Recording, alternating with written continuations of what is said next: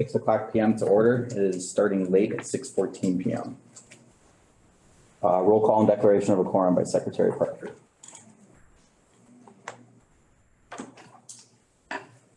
Clement, Here. Zagami, Here. Ermeling, Here. Garrett, Here. Jordan, Here. Mumper, Here. Kinsmalt, Present. and to alternate one Mark Maloney. Yep. And there's, well, not yet, the alternate two. And then ETZ, Christensen, Here. Cronin, Here. Garrett, Here. Hall, Here. Mumper, Here. Olson. Here. All right, public comment period. Is there anybody in the audience that, or online that wishes to make a public comment? Anybody in the audience or online that wishes to make a public comment? Michael, does anybody have any hands up? No, there's not. Okay, one last time, anybody in the audience or online that would like to make a public comment? All right, hearing none, we'll move on to items 4 and 5, minutes from March 14th, 2022 joint PC and ETZ meeting, and minutes from the May 9th, 2022 PC meeting. Move to approve for plan commission. Motion by Jordan, Second. second by Mumper. All those in favor signify by saying aye. Aye. A motion to approve the ETZ meeting minutes from March 14th. I'll make a motion to approve. Second. Second. Motion by Gary, second by Randy. Approve the minutes of the ETZ meeting from March 14th. All in favor, signify by saying aye. Aye. Opposed? Item number 6, any written communications received? We did not receive any. Okay. Item number 7, amendment to section 94.4.02, parent 3, multifamily residence. This is PC and ETZ. I'll open the public hearing and presentation by staff. So following the last meeting, when we went through this section of the code, I am bringing forth some of the items that we discussed last month. So those are listed, the changes 1 through 5. Essentially, the number of units in column 3 has been updated to 33 plus units instead of 31 units, as the middle column already accounts for 9 to 32 units. That was actually something staff caught when we were in there working on this. Number 2, number 16 is no longer required for 9 to 32 units and 33 plus units. And then number 18, concerning the clothes washing machines and dryers and at least 50% of units, has been removed for all 3 columns. Number 19 to 22 have been renumbered to account for the removal of number 18. And then we did find an error on the footnote for figure 4.02 and 3. So those are the proposed changes. There will probably be more coming following our work with the housing group in the metro area. But I just wanted to take care of these first so that they didn't get lost. Okay. Is anybody from the public that would like to make a comment on this matter? Once again, anybody from the public that would like to make a comment on this matter? And for the final time, any public comments on this matter? Hearing none, I'll close the public hearing. Recommendation from staff. Staff recommends changing this for the village and the ETZ area. Okay. I'll entertain a discussion recommendation to the Board of Trustees by the ETZ Committee and Plan Commission.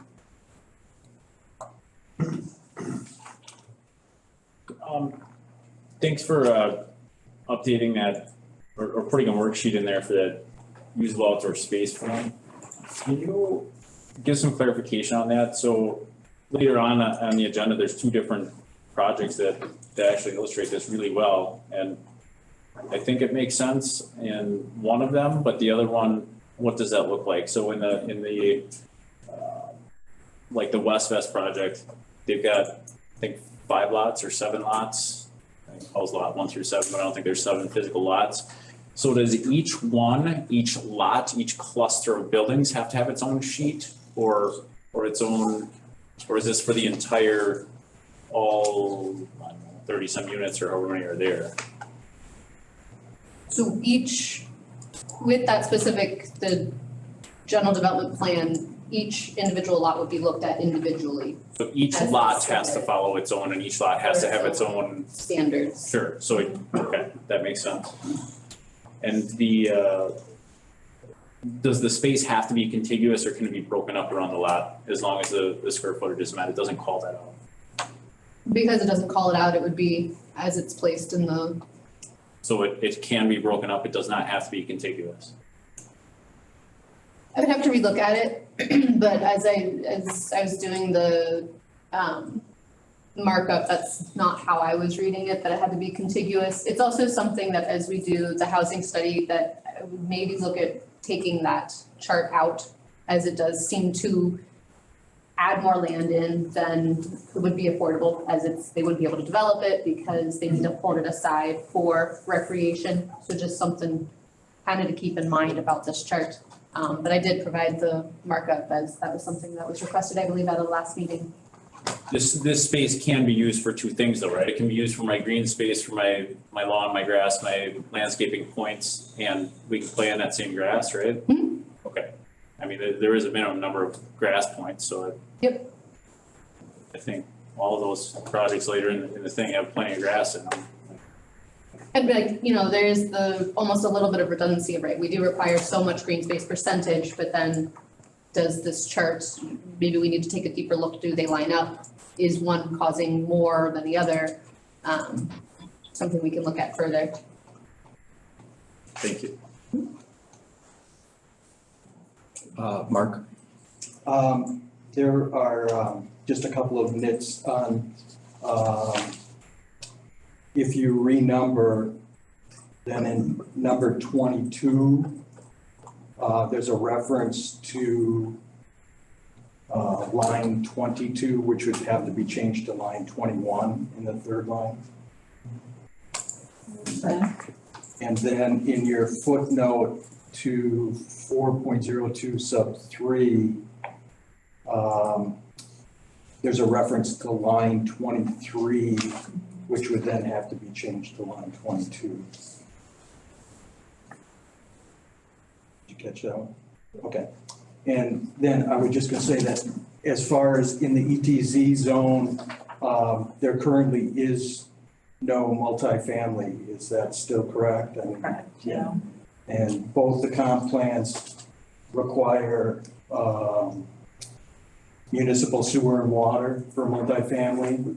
So the intent would be that those areas, if they go to multifamily, they would first look to probably be annexed, or there would have to be some type of agreement with the village. Correct.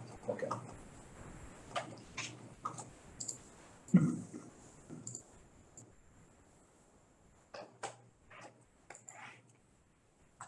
Any other discussion?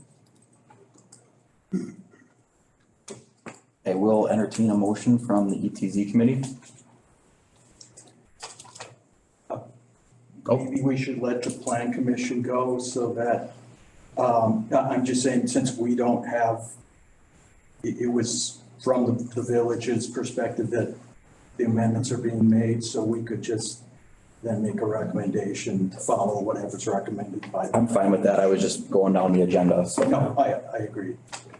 Is there, So I don't know if you want to formally change those two around or how you want to handle it, but it'd probably make more sense for Why don't you go first, the Steve? plan commission to go. okay, I'll entertain a motion from the plan commission if there's no other discussion. Move to approve. Second. Motion by Zagami, second by Mumper. All those in favor signify by saying aye. Aye. Aye. So a motion by the ETZ committee to recommend this to the village board.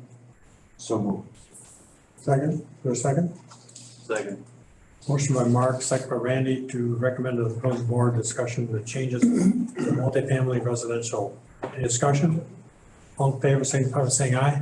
Aye. Opposed? Motion carried. Is there a motion to adjourn the ETZ committee? So move. Second. Motion and second to adjourn the ETZ committee. All in favor, signify by saying aye. Aye. Opposed? Motion carried. ETZ committee is adjourned. Thank you. Thank you.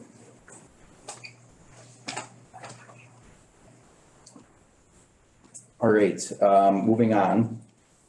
Next on the agenda, we have item number 8, project number 202201119, John Enzenroth, 6306 Canoe Street, Weston, requesting a conditional use permit to allow a proposed accessory structure for residential use where the structure would exceed the maximum allowable height of 15 feet by 12.5 feet, and where the structure would exceed the maximum allowable square footage of 800 square feet by 32 square feet within the SFS Single Family Residential Small Lot on property known as 6306 Canoe Street, PIN number 192-2808-102-0238, consisting of 0.69 acres.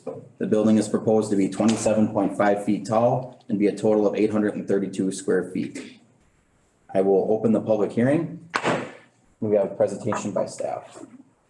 We've received an application for a conditional use permit from John Enzenroth to build an 832 square feet garage on their property.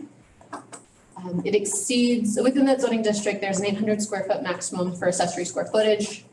This exceeds by 32 square feet. There's also a 15-foot maximum, and this exceeds going up to 27 feet and a half feet tall. Now, this one's a little interesting. Michael, if you scroll to the schematic, what makes it, when you look at it at first, it doesn't look like it's gonna be 27 feet, but when you look at the schematic, which is sideways, sorry, it actually, his backyard slopes down. So when you look at it, it'll be level, but the back of the garage will actually be 2 stories in essence for that stall, that image that's on the right there.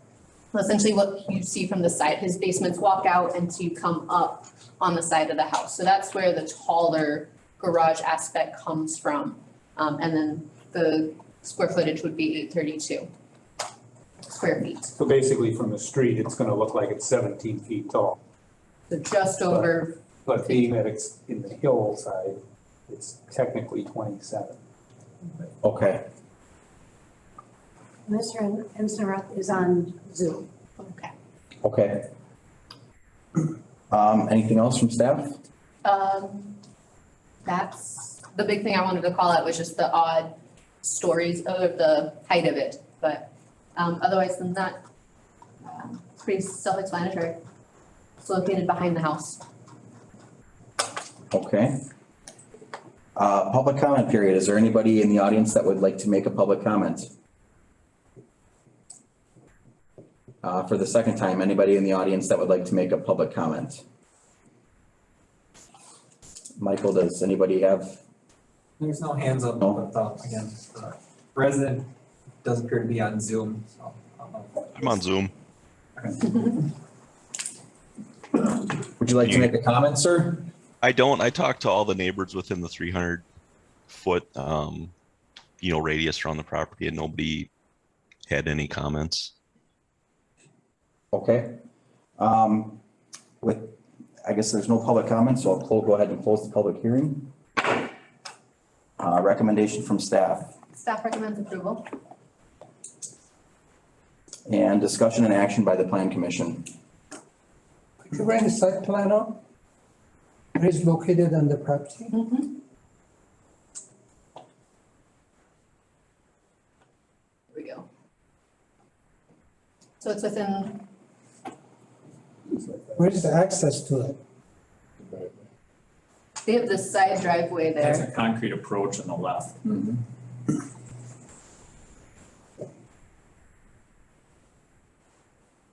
This butts up to the river, correct? Yes, there's Okay. no one behind them. So there's no houses right that they're staring Yeah, the property behind that would see 2-story. That is the village, if you want to call it the big detention pond. And it's all wooded around the south side and the north side of the property. And this would be used just for personal use, nothing that they're doing business or anything that they're, whatever. That's Correct. my understanding. Don, I've got a question for you. It shows that you're just gonna use this for your pontoon boat. I assume that's the upstairs, correct? Yes. And do you need a driveway extended? Do you plan on extending that driveway to it? I would extend the driveway to it, yes. Very well. Then I have no objection.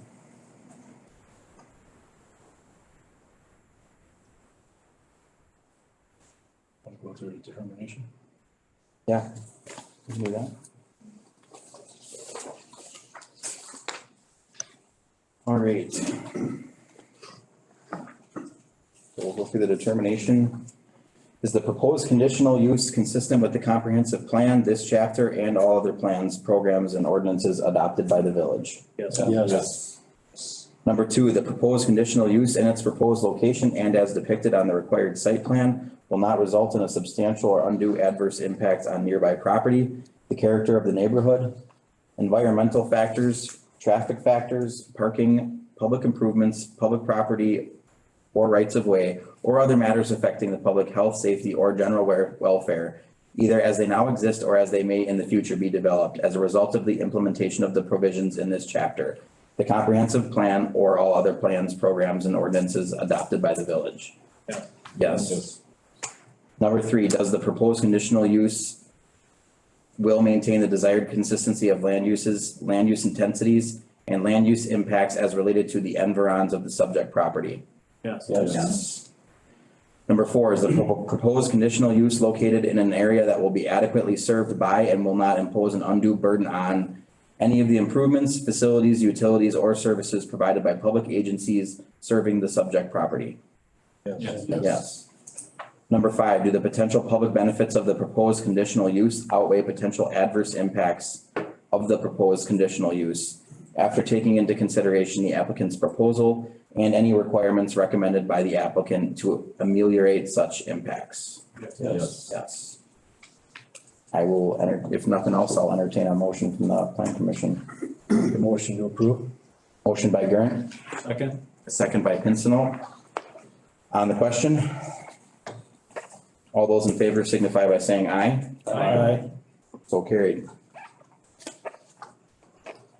Project number 20220161, Robert Beauchene and Lisa Pye, 5808 Mary Lane, Weston, requesting a conditional use permit to allow a proposed accessory structure for residential use where the structure would exceed the maximum allowable height of 15 feet by 10.5 feet and where the structure would exceed the maximum allowable square footage of 800 square feet by 96 feet within the SFS Single Family Residential Small Lot on property known as 5808 Mary Lane, described as parcel 2 of CSM number 12014 in volume 51, page 102, and of lot 7, block 3 of Wandering Springs West Edition, located in the northwest quarter of section 22, T28N R8E, Village of Weston, Marathon County, Wisconsin.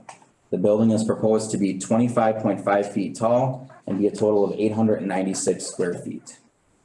I will open the public hearing and presentation by staff.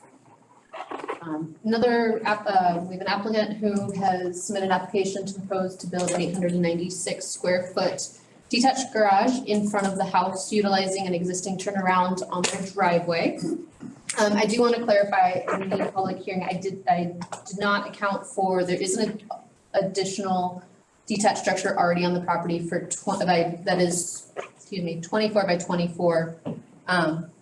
So this request technically exceeds the 800 square feet by 672 square feet, but there's no maximum that they can request, just to clarify that point. The applicant is looking to use this as a personal workshop area, and the reasoning for the height is to match the peak of the existing house, make sure everything lines up. And so in order to line everything up, it has to exceed the 15 feet. Also as a note, so this public hearing is just for the size and the height. The Plan Commission at the next item will have to approve locating the garage in front of the house, as we don't allow detached accessory structures in front of the house unless plan commission approves the site plan. So just kind of the nuances there. Applicants, I believe, are in the audience if plan commission has any questions. Anything else from staff? That's all I got. Alrighty.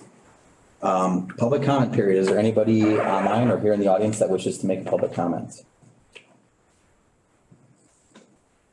For the second time, anybody online or here in the audience that wishes to make a public comment? If I could comment about the reason for moving the house forward, because that's. Sir, can you step up to the microphone and state your name and address, please? Yeah, it's working. Robert Bushane, 5808 Mary Lane. This is a combined lot that we purchased a lot, the west lot, which is on the left of the screen. About 10 years ago, we built the back storage garage when I moved into the house about 21 years ago.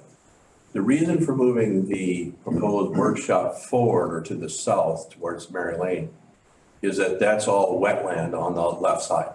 So we had a wetland survey done. I think you can sort of see the tracing of the outline. So we're restricted there why we had to move the proposed structure forward of the building.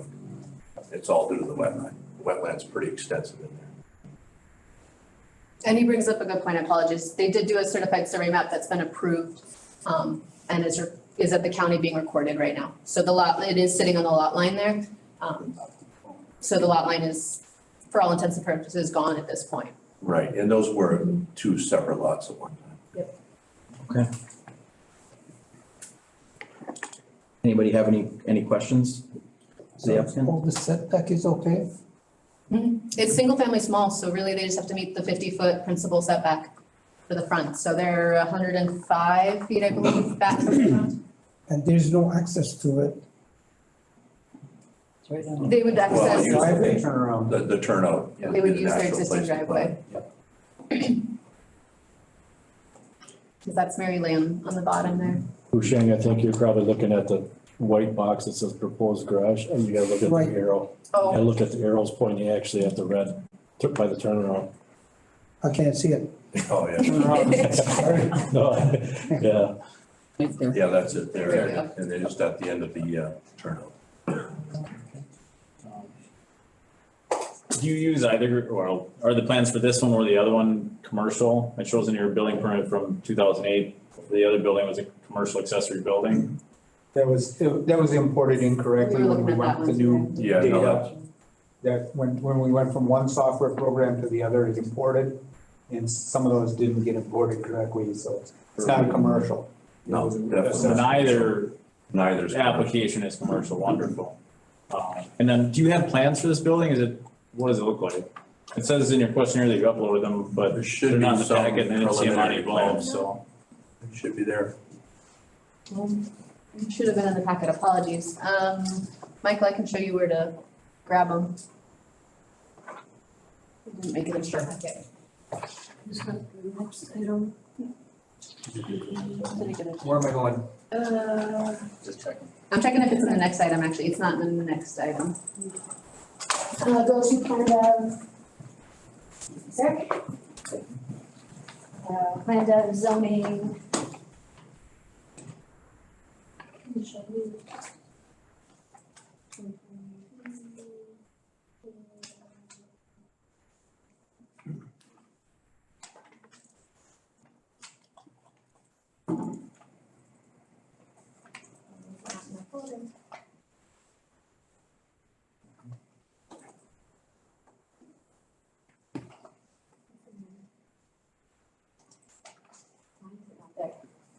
Can we go to Rolf? We'll work through that. Mr. Bouchane, it looks like the property there slopes down quite a bit. Do you plan on raising the height of that to match the driveway? Or is it, yeah, Yeah, there'll be some sort of foundation in there. that looked like a significant, like 10, 15-foot drop from the road. Not quite, actually. It's about 3 feet Oh, from the turnout. From the road itself, it goes downhill, Sure, which okay. makes winter interesting, but, yeah, it's not as much as it seems. But from the roadway, where they put the culverts in years ago, a few years ago, it probably drops, yeah, you're maybe 4 feet from the lip of the curve, and then another 3 feet below the turnout, so we'll backfill that. but bring that up. I'm having trouble pulling it up, but that's what the garage would be. Got it. So it looks like the house. Yep, it would look exactly like the house. So, and there's kind of the floor plan for you, Perfect. so. We can get that uploaded to Evolve. Yeah, I already. will definitely, apologies, I thought that had already been, no, I have a copy, thank you. Okay. So, I just didn't have it for some reason.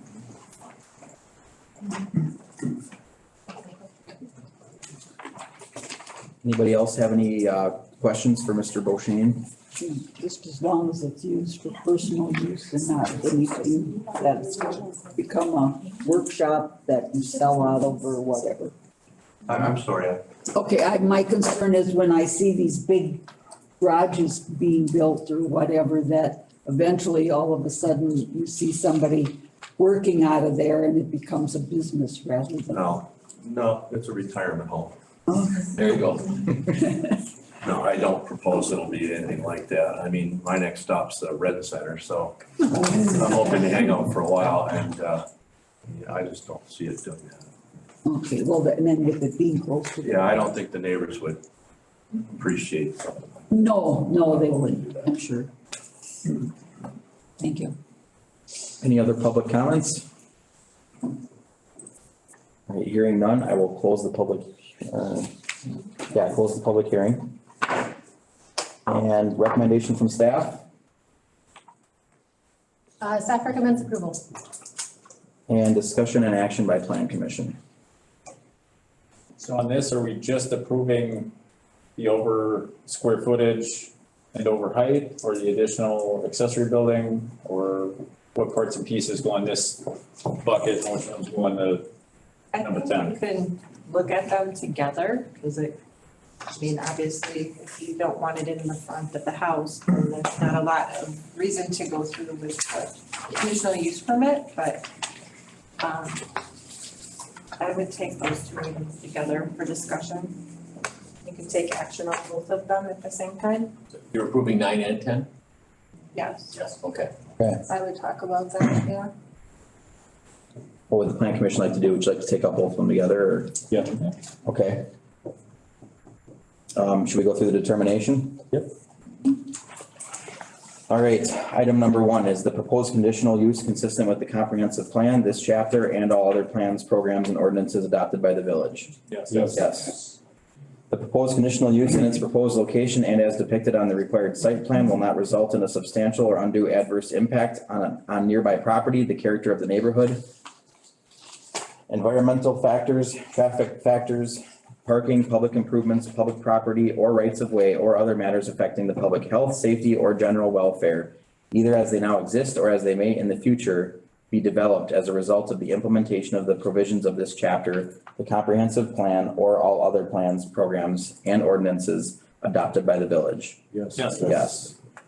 Number 3 is the proposed conditional use will maintain the desired consistency of land uses, land use intensities, and land use impacts as related to the environs of the subject property. Yes. Yes. Number 4 is the proposed conditional use located in an area that will be adequately served by and will not impose an undue burden on any of the improvements, facilities, utilities, or services provided by public agencies serving the subject property. Yes. Yes.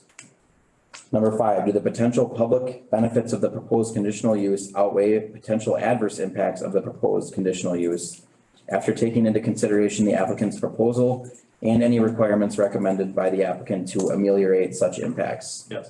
Yes. I will entertain a motion on items number 9 and 10 from the planning commission. Make a motion to approve 9 and 10. Motion by Gern, Second. second by Ermeling. On the question, We have to clarify what we're all approving, over height, over square footage, in front of the house, and what was the fourth one? Well, second accessory building. Really, it's just the height, the square footage, and the location. The second accessory building doesn't matter. It's all based on square footage. Footage. So that whether it be one accessory structure or 5 accessory structures, you're only allowed so many square foot. Sure, yeah. 94.4.09 says you're allowed 1 detached garage, 1 utility shed, and 1 gazebo. I don't think his other building is a utility shed or gazebo if it's 24 by 24. But I just wanna make sure we cover all the bases and get this guy's thing approved, so he doesn't have to come back, we're not holding him up. You can add that verbiage then into, you can say the additional, building. I think we should do that to Yep. protect the gym. Cover all bases. Good idea. Good point. Gary, would you like to make an amendment then? Yeah, we can make an amendment to my motion to include the extra square footage, the second building, and the setback, or the building being in the front setback of the front of the house, and the over square footage. Over height. Over height, sorry, over height. I'll second that. Anything further? Hearing none, all those in favor signify by saying aye. Aye. Ayes have it. Number 11, discussion and recommendation to the Board of Trustees on request for animal fancier license by Johanna Okrasinski, 6005 Isaiah Street for the purpose of fostering rescue dogs with Coco's Heart Dog Rescue. All right, so within the animal chapter of the not the zoning code, apologies, the village ordinances, in a single family residence, not zoning district, just to clarify, this is for single family homes, you're allowed 3 dogs, 3 cats. The applicant would like to bring in a foster dog and thus have 4 dogs at her property. And so she's put in a request for an animal fancier's license, which allows her to personally have, not commercially, in a personal manner, have more dogs than what is allowed. A notice has been given to all the properties in the surrounding area, and I found a spelling mistake, not the human officer, the humane officer, Ashley Bishop. She is human, has reviewed this application, and she has a memo in the packet with her approval for the request, and has no contingencies in regards to the request as well. And this would go, be recommended from Plan Commission to Board of Trustees at their meeting next week. There was no one objecting. I mean, in the We neighborhood. received no objections, heard nothing on it. And now is there, I didn't read, maybe if I read this back through, that this would, she is just going to have 1 dog. I know a fancier, they can have more than 1 extra. Correct, the fancier essentially lets them request as many as they wish to have. This particular application is just for 1 extra So dog. if she wanted to increase that, she'd have to come back? Back. Mhm. Okay, because I didn't want all of a sudden to have a whole house full of dogs when you said 1 extra. Sure. Okay, thank you. I believe that can be a condition, Yeah, I was just gonna, but it's, this request is just for 1 and yeah, be just for the 1 on this one. Normally how this works is they have to be licensed, but because she's fostering, I don't necessarily, depending on how long she's fostering, if it's like a long-term foster, she would license, but if it's for 6 months or something like that, we probably wouldn't make them. She's not online, is she, Michael, by chance? Okay. Doesn't look like it, no. Anybody like to make a recommendation? okay, I guess I. Recommend approval. What's the Moved by condition? Pincinot. Second by Mumper. I would like to make it a condition that if she increases the dogs, that she has to reapply. Do not wish to amend my motion. No, On the question? Hearing none, all those in favor signify by saying aye. Aye. Aye. All those opposed? no,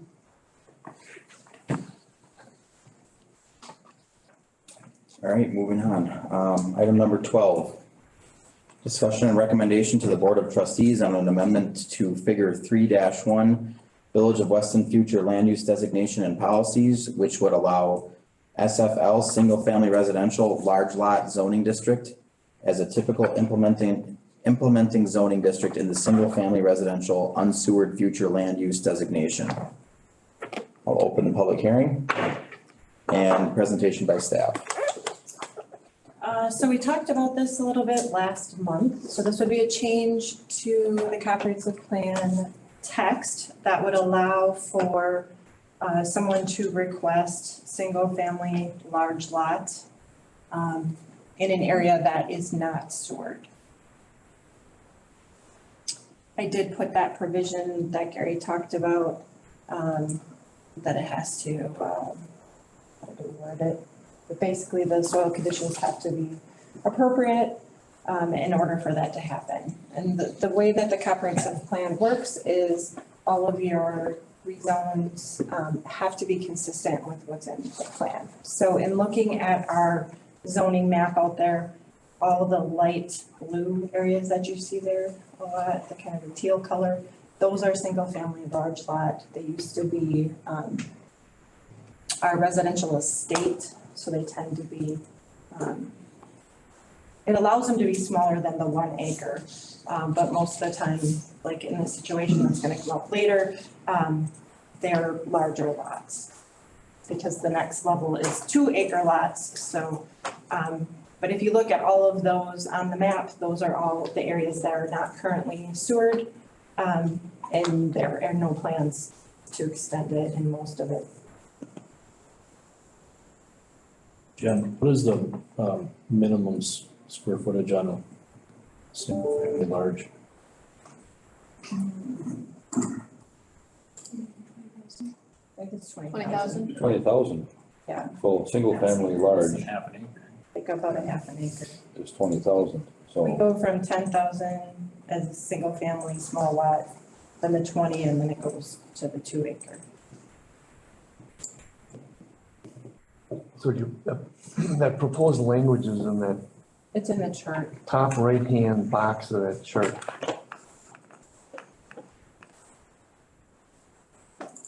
So numbers 3 and 4 are the ones that address the discussion about allow development of 20,000 square foot lots only if soil conditions will support conventional septic systems or a group treatment system with proper design / management is used. Then 4 is the same language that was existing prior, correct? I think in number 3. Yeah.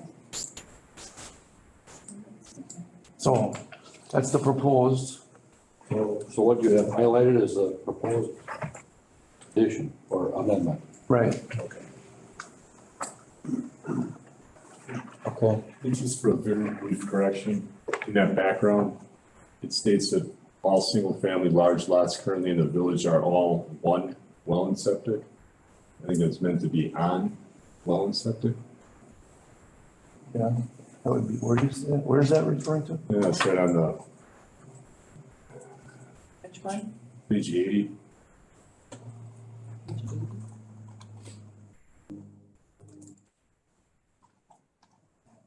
Right there.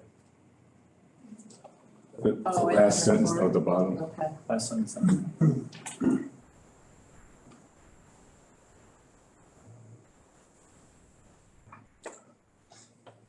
Anything further from staff? No. No. All right, anybody in the public or online who wishes to make a comment?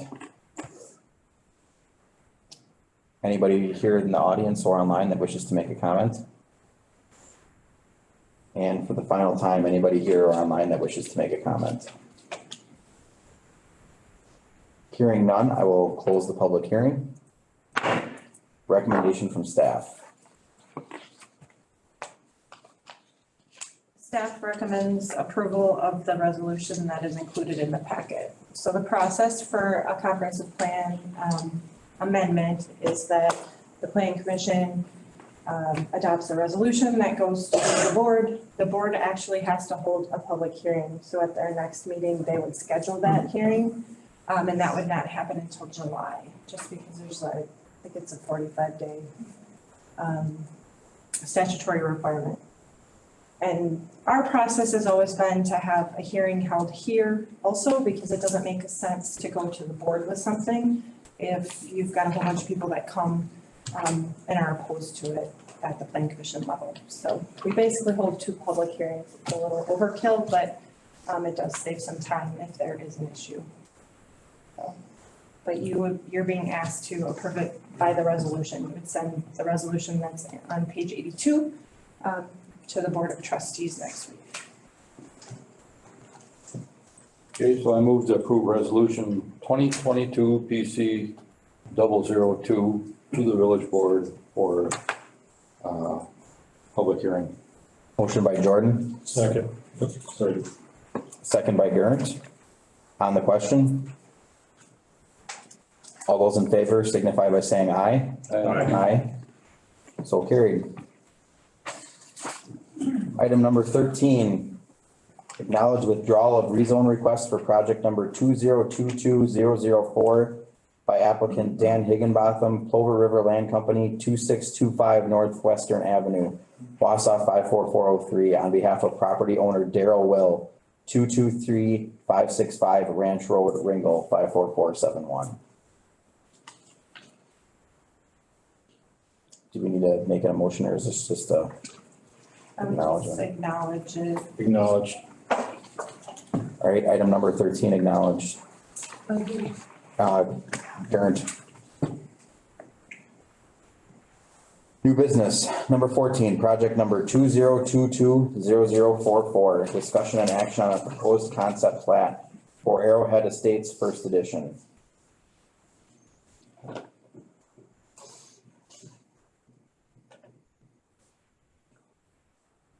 So this has morphed over the last few months. And basically the reason for the withdrawal, it didn't make sense to go through with the rezone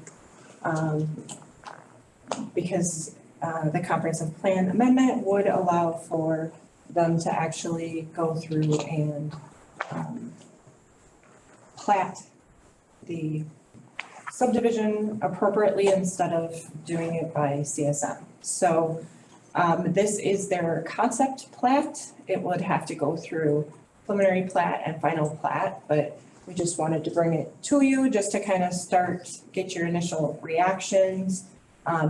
They would not be able to come back. They'd have to go through a rezone after if the comprehensive plan amendment is successful.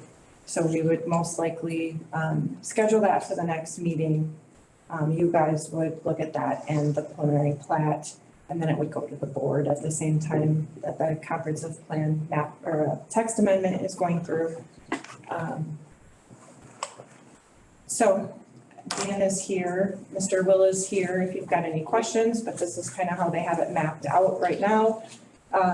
Originally, the CSM was for the top two in the corner. There was kind of, if you remember it, it's more of a flag.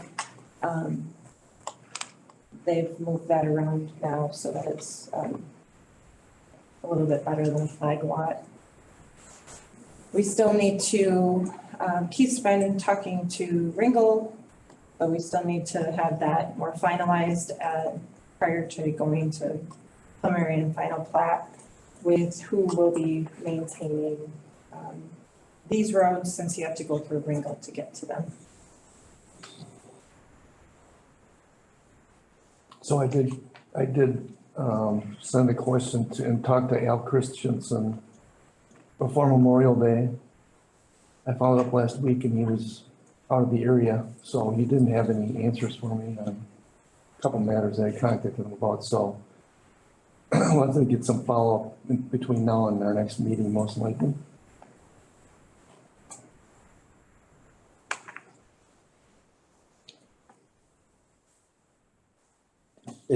You said Dan's here?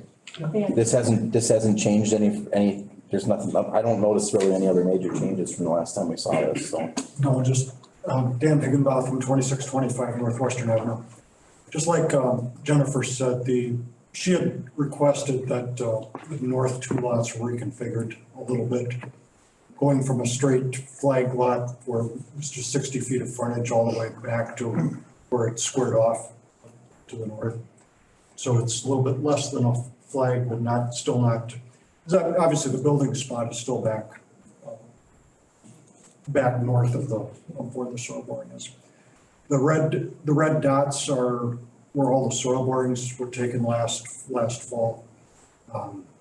Tim Jaromski came out and with the backhoe, and the lots are all conventional, will all be conventional septic systems on the site. Obviously, so, no, I don't have any other comments at this time unless you have questions for me. I don't have anything else. Does anybody else have any questions? All those test results came out good? All those soil samples came out good? Yes, sir. They drained and no problem? Right, and the two S's that you see on there near the road or in the road are for the soil absorption for the storm sewer, not storm sewer, but stormwater management system. That will have to be, I guess what we'd be proposing for stormwater management, at least initially, and obviously Mark's protege Nick will have to be looking at that, but probably ditch systems. It's very flat.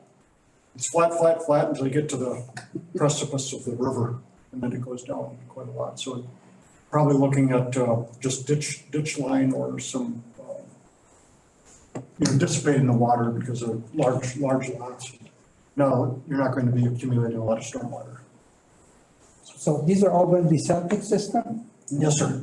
Where is the location of that drain field?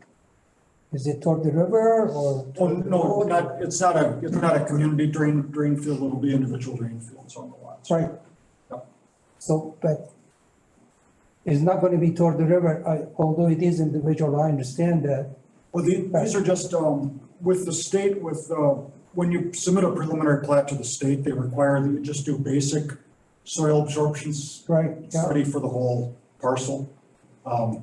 So no, they'll each have to be individually designed once a home plan is developed, and whether it's 3 bedrooms or 5 bedrooms or whatever. So they're going to have a holding tank also plus the drain? They can't have No, holding tanks. They can't have? No, it would just be it'd be a septic tank and a drain field associated with the huge house. But these lots are huge, and the septic field at our house where we live is 80 feet long and 12 feet wide, so it would be a minuscule portion of each of the lots, so it's not going to take up large amount of area. How would that lay out, say, on lot 32? It's hard for me to grasp this. I drove past the area, but so it shows the lot actually goes to the center of the river. Yes, so sir. we're not going to put the septic field in the middle of the river, Nope. right? We're not going to build a house there either. And there's a dashed line there that shows top of bank. Yep. And so. So all of our building has to it'll be take place. southeast of the top of bank. Sure. So you've got 120 feet-ish to do all that in, right? Oh, yeah, and the lot's over 200 feet wide. So I understand that, but where top of bank is approximately 120 feet. That's 240 feet, right? So you got 120 feet actually to work with to get your house, driveway, septic, all that business in, and we can do that? Oh, certainly. Okay. Yeah, most standard homes are 50 feet deep. A standard home can range anywhere from 30 feet to 50 to 60 feet deep with the garage. So it's. Yep. I know we have a minimum, I think, 30-foot long driveway, something like that. 30-foot setback. Yeah. Right. So yeah, no, there's all kinds of room, and I probably should have given you like a house just to show you what a house would look like on the lot. It would take up a very small portion of the lot. With Daryl, over 10 years ago, just to the west of this along the river, there's the River Point subdivision, if you're familiar with that. Yep, absolutely. Those lots are about 30,000 square feet. So those lots are half the size of these lots. Right. I did look at those, but again, like this lot 32 where it shows less than half of the lot is buildable and usable. Well, and it's the same way with those lots on River Point. They're Right. 30,000 square feet gross, and they have even less than that usable space. Yep. Because a big home is 5,000 square feet, Right. Go ahead, Keith. So for the village to take action on a plat later, shouldn't there be evidence of a suitable protest that supports a conventional septic system before approval? Well, Based on our subdivision code, I believe that's required then. I think it's not required on each lot for the subdivision plan. We'll have to, I guess we'd have to verify, I'd have to verify that looking at the subdivision. I think it's code, 1 per 3 acres. But I don't know how we could, if we're saying that we're gonna approve smaller those smaller sized lots. Yeah, we can discuss the subdivision code and how that relates to it. All right. This is just a concept plan. We'll get into the details. Right, well, I just want to Yeah. point that out to the plan commission and to the applicant as well. Sure. Oh, go ahead, My Roy. other comment is, do we have any public safety concerns in regard to adequacy of the cul-de-sac at the end or in access? They will weigh into that between now and preliminary plat. So this is, I mean, that may change a little bit going into preliminary plat. That's everything that gets looked at that point. I think there's design standards for Yeah, you have to that. have. You have to be able to be big Yeah, enough for emergency everything pretty vehicles much to turn has to around be and- there for preliminary plat to be approved, because it basically, whatever preliminary plat is what they have to build for final, so. Well, just my other question, what's the expectation that you're going to try and negotiate to have Ringgold services or they have Weston services? Well, we need some understanding of who's gonna take care of that, yeah, I guess, because the only access is through Ringgold, so. What's your, It would be for like plowing. which way are you heading? Pardon? Which way are you trying to go, so to speak?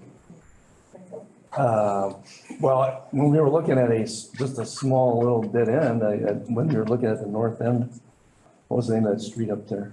Riverbank.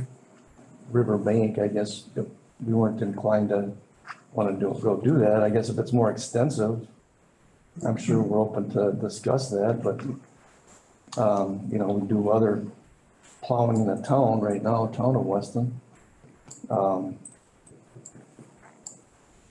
I guess that's remains to be seen depending on the reaction of the representatives of the town. Would the plan still be to have our emergency services handle that? Or Ringgold then? That's what I was asking. Yes, it's another related question. I imagine that's a case where somebody's gonna respond based on who's closest, I would think, I don't know. How does that work? We can talk to Marty, he's part of the review team, so. Okay. They would probably respond. Yeah, they're gonna call it. That would flag, I mean, They're they're staffed not too. that far out to get to it. Yeah, and they're staffed. I mean, right now, if there's a fire on East Nick in the village of Cronenwater, they're gonna have to respond to their fire in Cronenwater. They're gonna have to come through the village of Weston to get out there. Right. Shane? Every individual of this lot has to be past the perk test before they can put the septic system in there. Correct. I'm not sure what you said. You said every 3 acre one? This is for a preliminary subdivision, just to show the viability of the subdivision. Yeah. You have to do some preliminary soils work just to show that it's not all modeled soils or that it's going to not meet conventional standards. We don't You showing issue, that dash line? I'm we sorry. don't issue a permit until we receive that from Marathon County stating that Correct. it's for. And that dash line is what? The dash line is Floodplain? Top of the bank. top of the bank. Yeah, is that a floodplain? No, the floodplain is, the bank along the river there is about 20 feet above the river. Right, So the floodplain would be about halfway between the top of the bank and the edge of the river. about 10 feet above the river? Yes.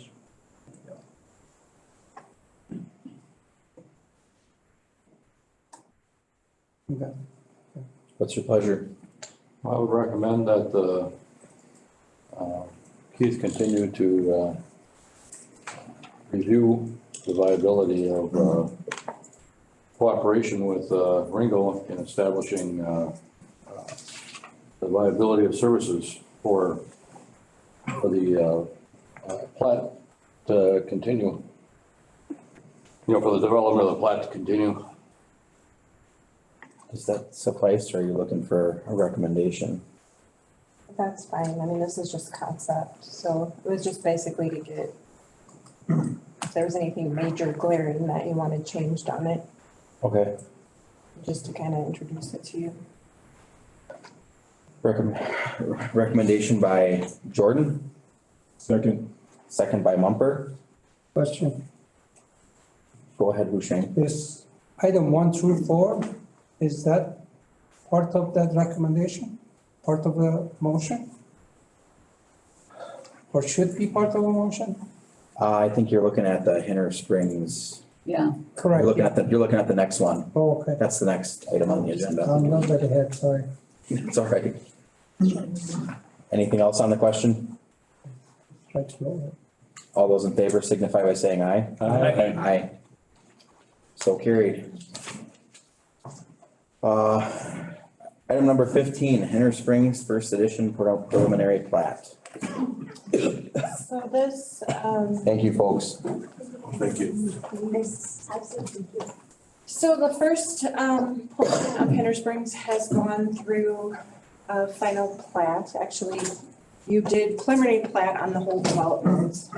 We are bringing this back through because you'll notice that they changed just a little bit.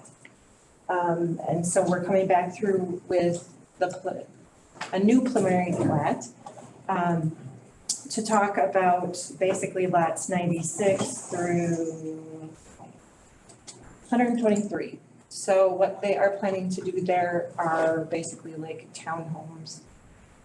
That was not included in the first section. That was just basically a multifamily. It's zoned all appropriately, but they've just changed how they're doing this now. The back part may become something similar to this.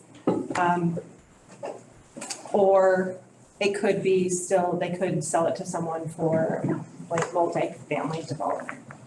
Thank you. Thank you, guys. Like that. Yes, thank you. So it's coming back before you just because that section of the plat has. You're referencing lot 124, Jen? That's the additional property that would be. So 96, so lots 96, so that whole top row was part of the other one prior. So the rest of it is all the same. That's just the area that's changed. So we have to bring it back through preliminary instead of just going like straight to final on it. Sure. I think that was apartment complexes before. Yeah, it's all wasn't it? zoned appropriately, but they just did not have, it wasn't lotted like that. So that's why we're bringing it back. Okay.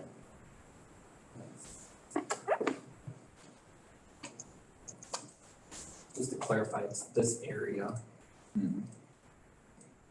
Yeah. How soon are they looking to start on that? They are moving pretty fast with everything else. Sounded like you wanted to be able to start building there later this summer. Wait, what do you They think? just took out 10 permits for the rest of the lower. Yeah, they were submitted. So this is actually the second phase of the development. So this would be the remainder. So the original plat that you approved, they've broken it into two pieces. So they're working on the southern half. And then the part further down, is that third phase? That's already platted. So Okay. they are working on that right now. They're now coming in with the second phase so that they can just continue working. So they'll work from the south to the north. Michael, if you go to the next page, there's actually a close-up of those little lots. So those are multifamily, like more like townhomes, and then the next row are those duplexes, twin homes, and then it goes into the single family. Michael, what was your recollection of this timeline? I thought you wanted to be able to build in there, was that?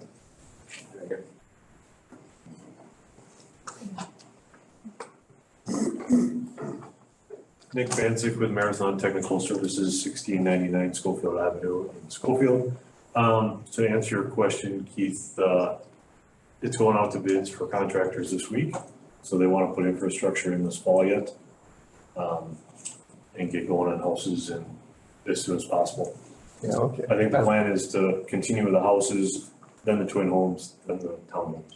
All right, so my statement was a little too ambitious, that is a little too short, but yeah. Okay. So, It'll still come, they'll come back to final plat. just so, yeah, I don't want to be misquoting here, so, thanks.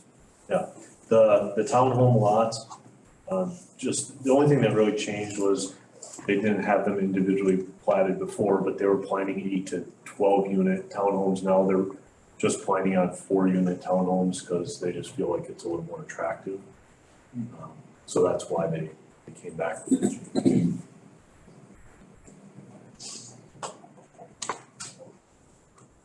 Anybody else have any further questions? Yeah, I got a couple. The outdoor rec space that works on to the north of those, right? That was a big thing tonight, was our outdoor rec space. I think you can see the building called out there, there's enough room for that to the north of them. That's future development. On lot 24? On each individual lot, so on, we'll call it lot 97. Is that supposed to be the building, I don't know, rectangle with a trapezoid and a rectangle in it? Yes, that's the building footprint is proposed. Sure, so then that's all play area to the north, right? To the lot. To the lot line, where it says 2467 wide, and that's gotta be at least 24 feet that way, so that gets her 300 feet, right? That was all vetted, that's all, That would be their yard, yeah. Yeah, we made the lots specifically so they met the green space requirement. perfect. Yeah, there's nothing that shows it or supports it. And then we're still staying with the same pedestrian accommodations with sidewalks and. Yep, the sidewalks on both sides of the street. And no, or are we gonna do something different, or is sidewalk on both sides, so we're gonna do with the large concentration of homes here on this green pastures land? Green pastures might have been called something different in a previous version, but I thought on the north end of this, we were doing something different to hook up to the bike or multi-use path that's going on Birch.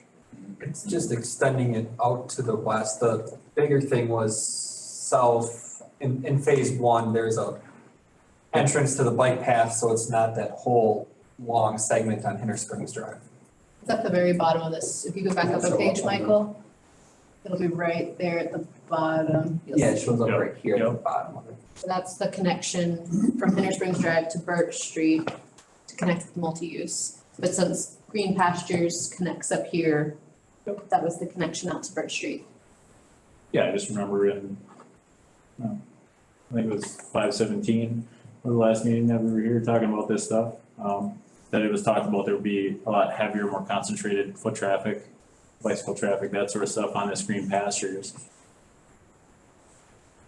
So that's what we're doing, there's just sidewalks on both sides, that's good. Yeah, that was when the discussion initially, I believe, was about should sidewalk be required or not? Sure. And the initial thought was, well, definitely on green pastures, and then Yep. it's decided to have it on everything.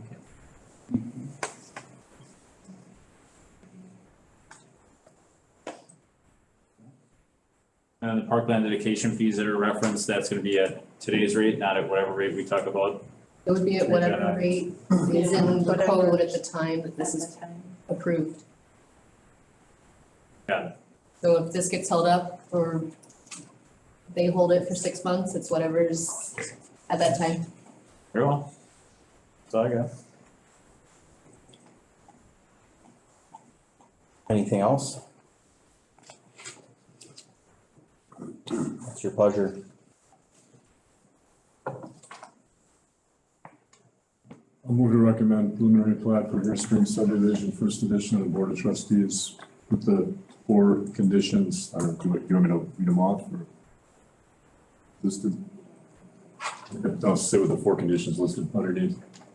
Motion by Mumper. Second by Gerndt. On the question? Hearing none, all those in favor signify by saying aye. Aye. All opposed? So carried. Number 16, project number 20220171. Discussion and action on the specific implementation plan for 7702 Stone Ridge Drive, West Vest LLC.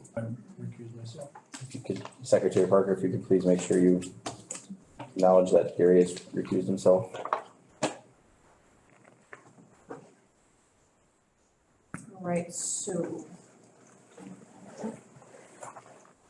So earlier this year, you guys saw the general development plan for the entire lots of the West Best development on Stone Ridge Drive. We've received the specific implementation plan for one of the lots, 7702 Stone Ridge Drive.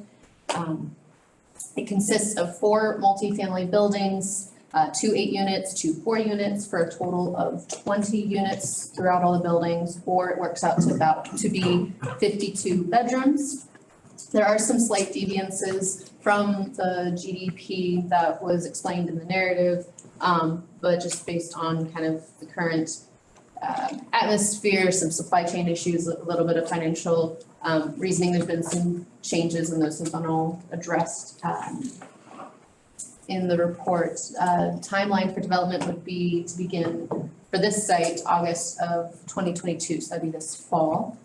So staff's looked at this plan in relation to the specific implementation plan portion, the PUD portion of the code, and finds that it meets the majority of the code. There's a couple waivers that they've requested that I've outlined there on the report. So 3 of them, they're asking to waive the curb for the site, to reduce landscaping points, and then reduce elevated material on the buildings, needing to meet one of the waivers there. Nick also worked on this project, so any questions you can assist with asking. And there's a couple conditions as well that's in the recommended motion for this project.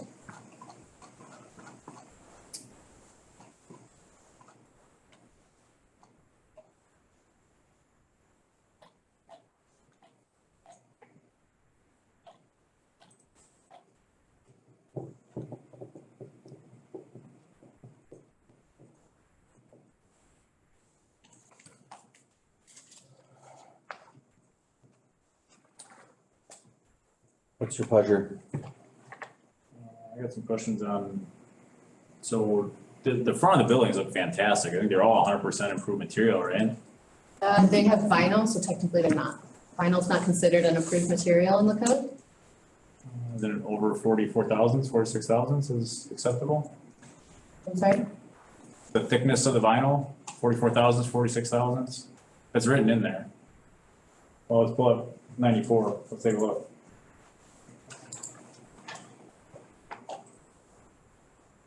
Vinyl over 44,000 or 46,000 is. I think it's allowed, but it's not considered a higher end material. I don't know that. Okay, it's not an upgraded material. So does this? Plan commission, Vinyl. and you guys can certainly approve it, and if you see it as an approved, you guys are the approval authority on this project. So you guys can certainly. Is the vinyl over 44,000? I guess I don't know that, I'd have to look at the product specifically, but, so the building that is shown right now is the building that they would plan to build first, which is the 8-unit townhome. The building that's in the northeast corner of the property, which would go on the existing foundation.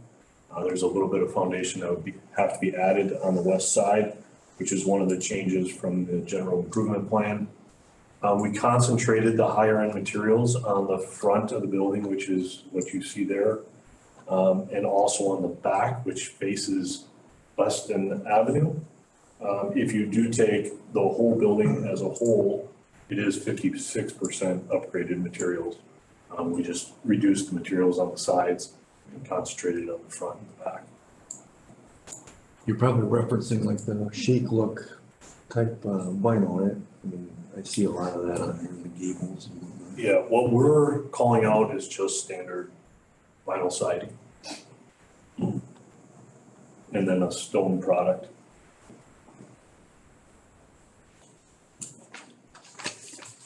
And then the same would be true for the 4-unit building.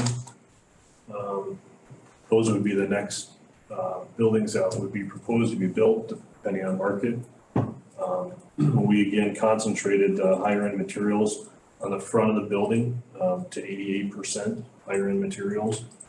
And reduced it on the sides of the back. The backs face the high lines to the west, as well as an existing property that is definitely not higher end materials. There is no curb existing on the site, so that's why we didn't propose to add curb to it.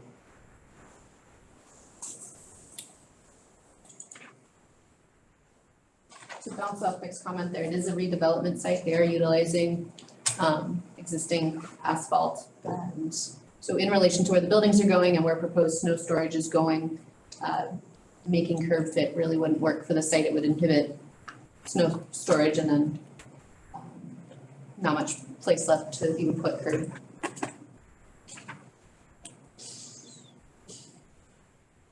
Really, all street facing sides are improved material, right? They're not, the one drawing that you had that was just naked plain vinyl siding over your big long building, that must be on the back of lot 5, the south building. At the top, that elevation at the top of what you're showing right there, that faces west of the 2 4 units. That looks great. There's one picture in the packet that shows a big long building with just straight vinyl siding on the back side of the building. But if that's not facing anything, who cares?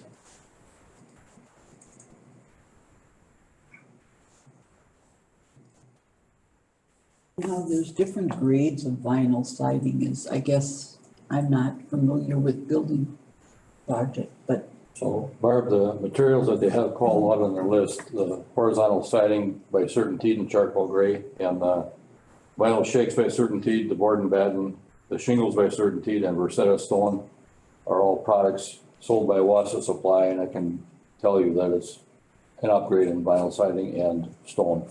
Okay, because I know, the only thing I do know, there's cheaper vinyl Yeah, siding right. and there's a more upgraded vinyl siding. What they have spec on the plan is not cheap vinyl. Okay. And I know. Is this something that we're going to be allowing them all down the road? Because if you do it once, you do it forever. Do you mean in regards to the other properties of this or all commercial projects?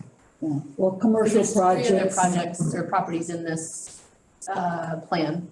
You know, because I know vinyl siding has not been really promoted that much in our developments. So. It would be based off of probably plan commission approval that we brought to you. Once you say yes, it's hard to say no to the next time. But they met there, elevated with the other stone. Stone, but most of the siding is vinyl.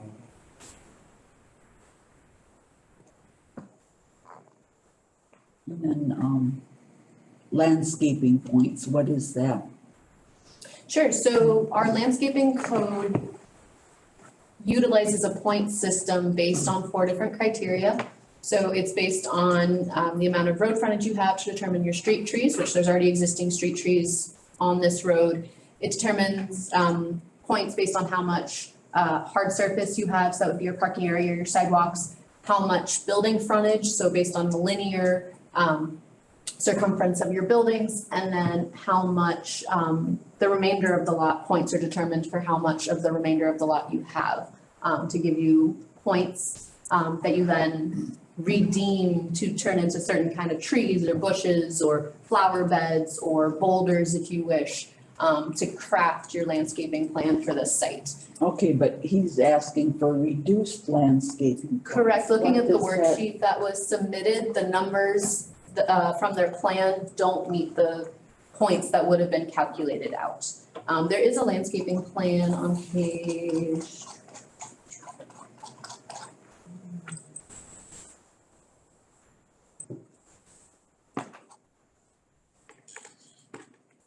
$156. Thank you.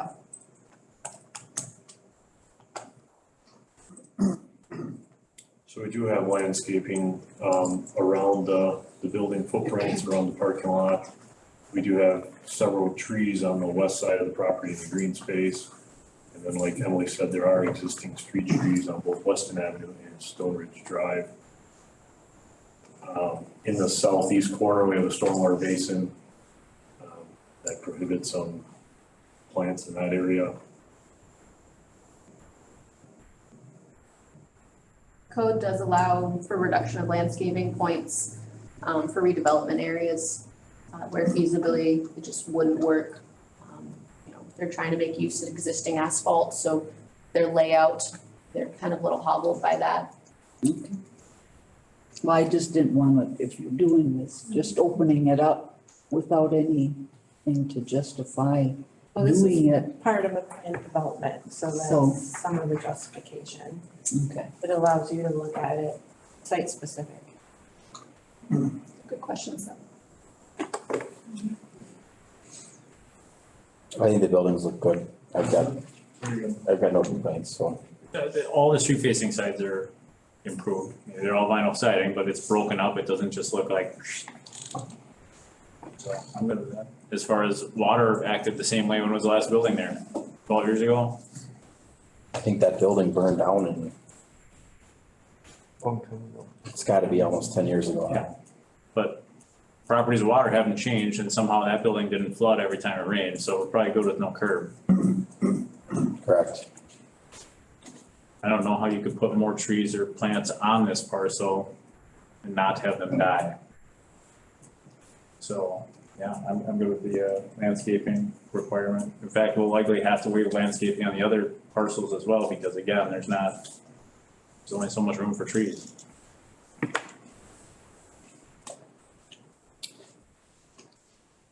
I'll entertain a motion from the planning commission. No further discussion. I move to approve the specific implementation plan for 7702 Stone Ridge Drive as presented with the following conditions. Parkland dedication fee submitted, updated lighting plan submitted, stormwater management agreement submitted, refuse and recycling application submitted, execution of development agreement. Second. Motion by Jordan, second by Zagami. On the question? All those in favor signify by saying aye. Aye. All opposed? So carried. Number 17, discussion and possible action on draft public facilities needs assessment. All right, I did pass out a copy of the facilities needs assessment. This project has been a long time in the making. Originally, it was completed in early 2020. At that time, the Plan Commission they basically changed the scope of the project and they wanted to look at it as having two fees. So it was redrafted to look at having a parkland impact fee and also a park improvement impact fee. So there'd be two fees. It did go to the Parks and Rec Committee with the current recommendations, and they went with those. The Plan Commission has the opportunity to change those. So what this facilities plan does is it just gives you the parameters at the maxes that you can charge. So it basically does a study and tells you what you can charge. Ultimately, it will be the final say of the board, but we need to come up with a number here to at least get this rolling. It will have to go to public hearing just because there's ordinance changes. So right now, we currently charge $244 for a single family. Basically, if you look at what is being proposed, it could be $202 for parkland and $886 for park improvement. So you guys just need to come up with the numbers for these.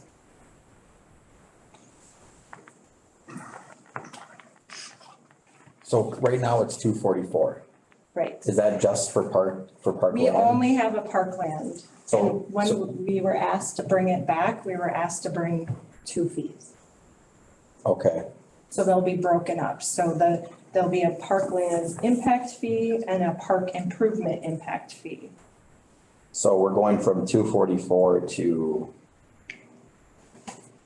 1,100 and something. Well, that's just total. that's what you can do. Okay. So that's what the needs assessment states that you could legally charge. You can do anything in between. But this needs assessment was done in 2019, right? So it'd probably So be if you bought a higher. pack of gum in 2019 or a 2x4 in 2019, not the same as building in 2022. Right, it'll probably be higher. So if Roper's reran this stuff, it's probably double or close to it. Like you're probably authorized $2,000 now. Not that we need to charge that, but Right. that's, this number is not. So the state law changed that if you were going to be charging for parkland dedication going into the future, you had to have some kind of parameters, because it's basically an impact fee. So we had to do an impact fee assessment. So this is what resulted in 2020, because he did rerun the numbers. And we got these in, we ran them in Last year, wasn't it? 21. So we were bringing them back to you and then we got caught in TIF, so. Well, what's the current number for duplex and multifamily? So those are in there. What? 446 for duplex. And 138 per 1 bedroom, 204 per 2 bedroom, 244 per 3+ bedroom. So it's all based on the units. Okay. And Jen, can you help me with when are these assessed? Or when are these fees? Is it on a new subdivision plat? Is it on every new construction? Is it on? I believe that it'll switch to being done at time of building permit issuance, because I'll have to look at that, but. Well, that's my understanding. It would, Yeah. it would be collected at time of building permit issuance. Because we not at also time of- have to provide what it's going for, because they have to be used within a certain parameter of time now too. I see that. So what happens if you had somebody that did a development and they paid it up front?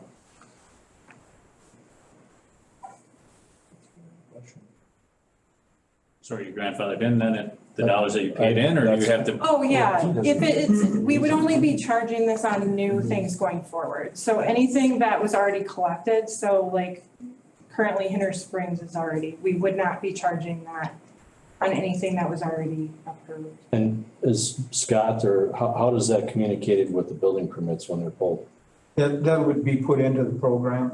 We're gonna have So to, it'll there's be gonna have to be incorporated some in kind of a map that we put together so that, or a list of these new things that are new.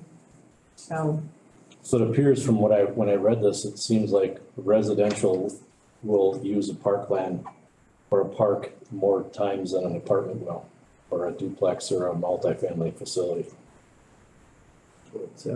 That's from what I read anyway. And that's what coincides with the lower fee as well.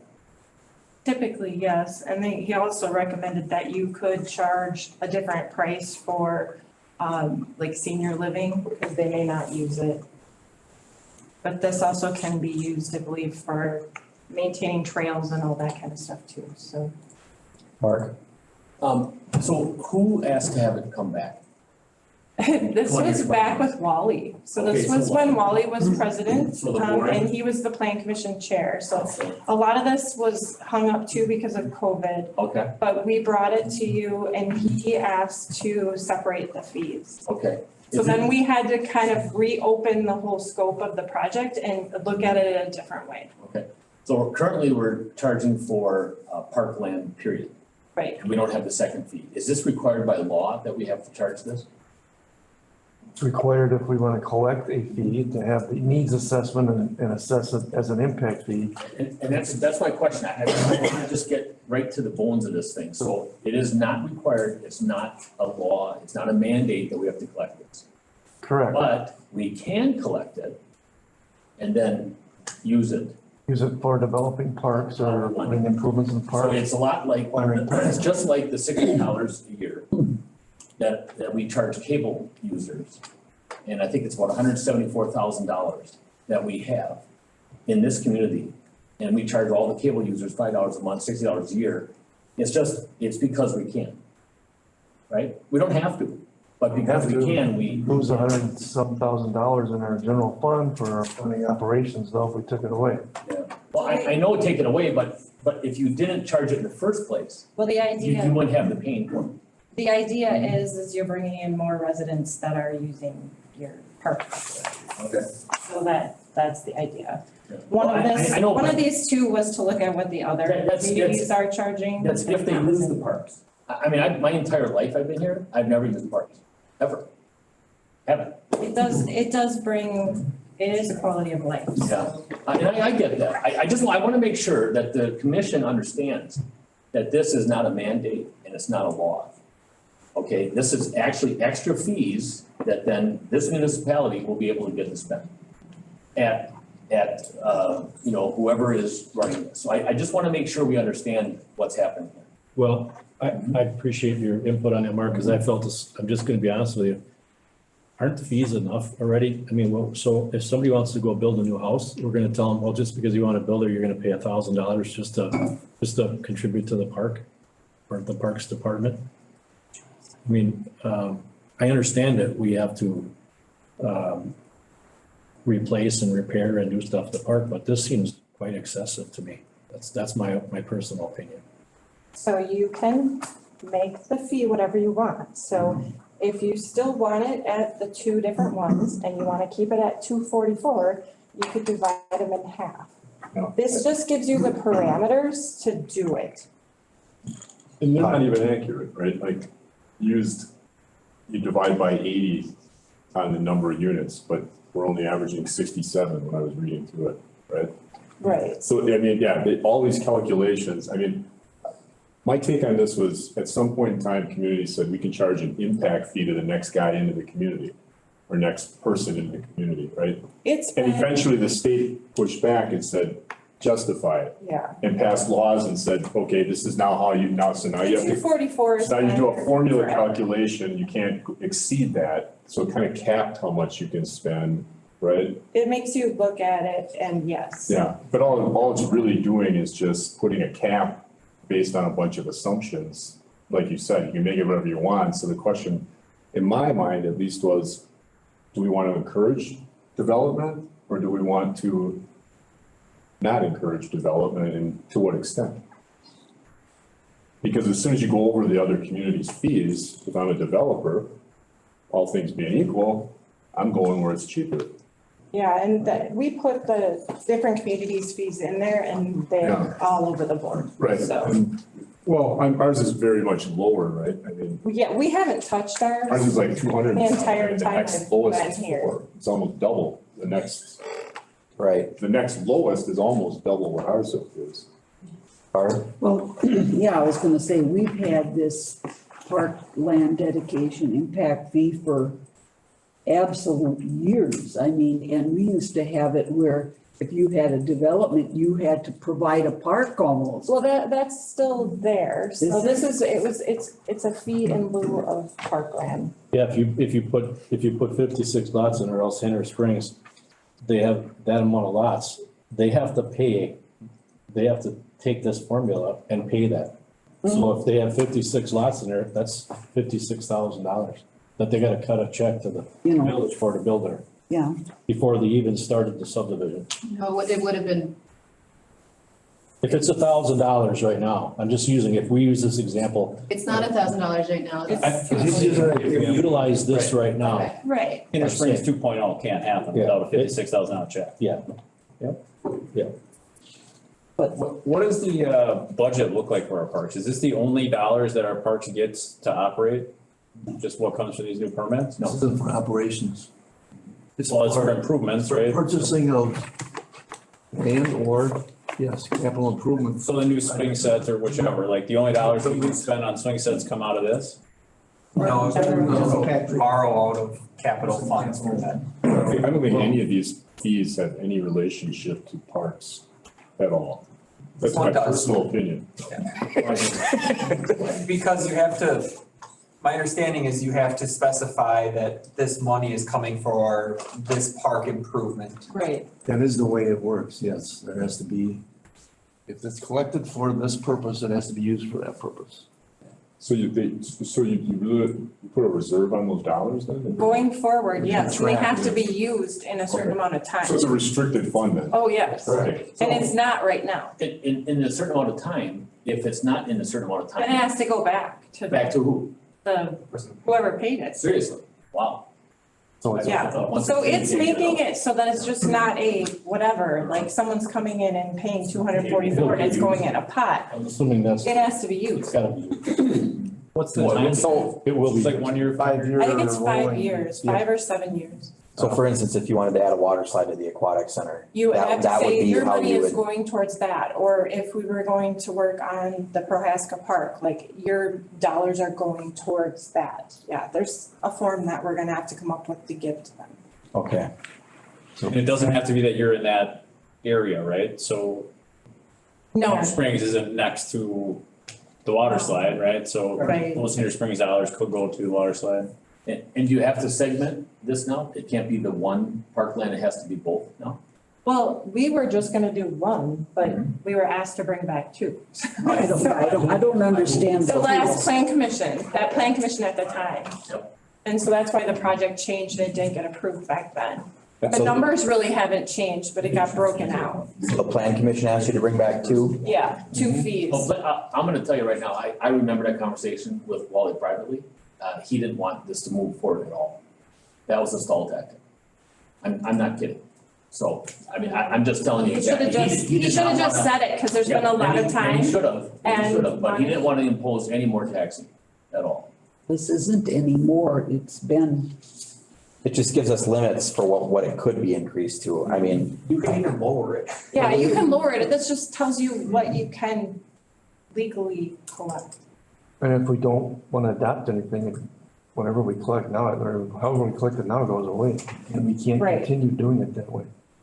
So we have to make a decision tonight, otherwise all your parkland dollars. Well, it's I don't know what. No, no, Not tonight. I'm gonna use my phone to use my calculator, just so everybody knows. I got that text. I just over here. need to insert numbers into, because it's adjusting so it has to go to public hearing, because what we're gonna be doing is we're gonna be amending the subdivision ordinance, which has a number in it right now.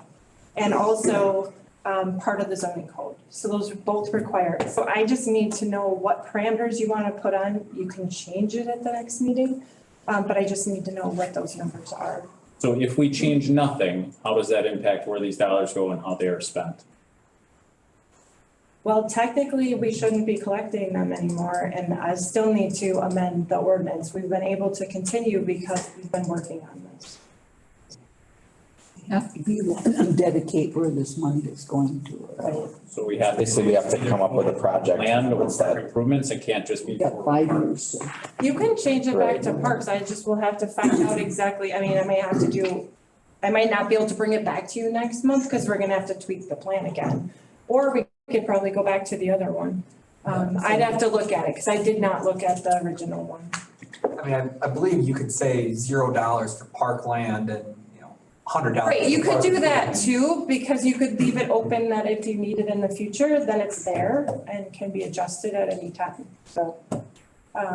Do we have any plans to Or you purchase? Didn't charge a fee, would we Right generate? now, we don't have anything that I know of for purchasing, it's more improvement would You have be. an excessive fee, I think it could. Right, the $240 is, No. Yeah. that's not gonna change the world. I mean, I guess my thought was, I'd rather be at the lower end of where other communities are. Yeah, Right. there's, you know. I mean, Do we know where all the other local Yeah, communities? and then that section in here where she, That was asked the last They time. were all over the board. yeah, but the lowest was Wausau, I thought, at 400, right? I mean, I guess And we're well below that. They're we're at at 240, that's what my takeaway was, they're way, Wausau's got 200 for a multifamily, 400 for single, and 500 for a duplex. So they're getting like 250 per. But then they go to a multifamily, and it's $200 per multifamily unit. Yeah, so Wassa must have, from when we started it, updated their ordinance.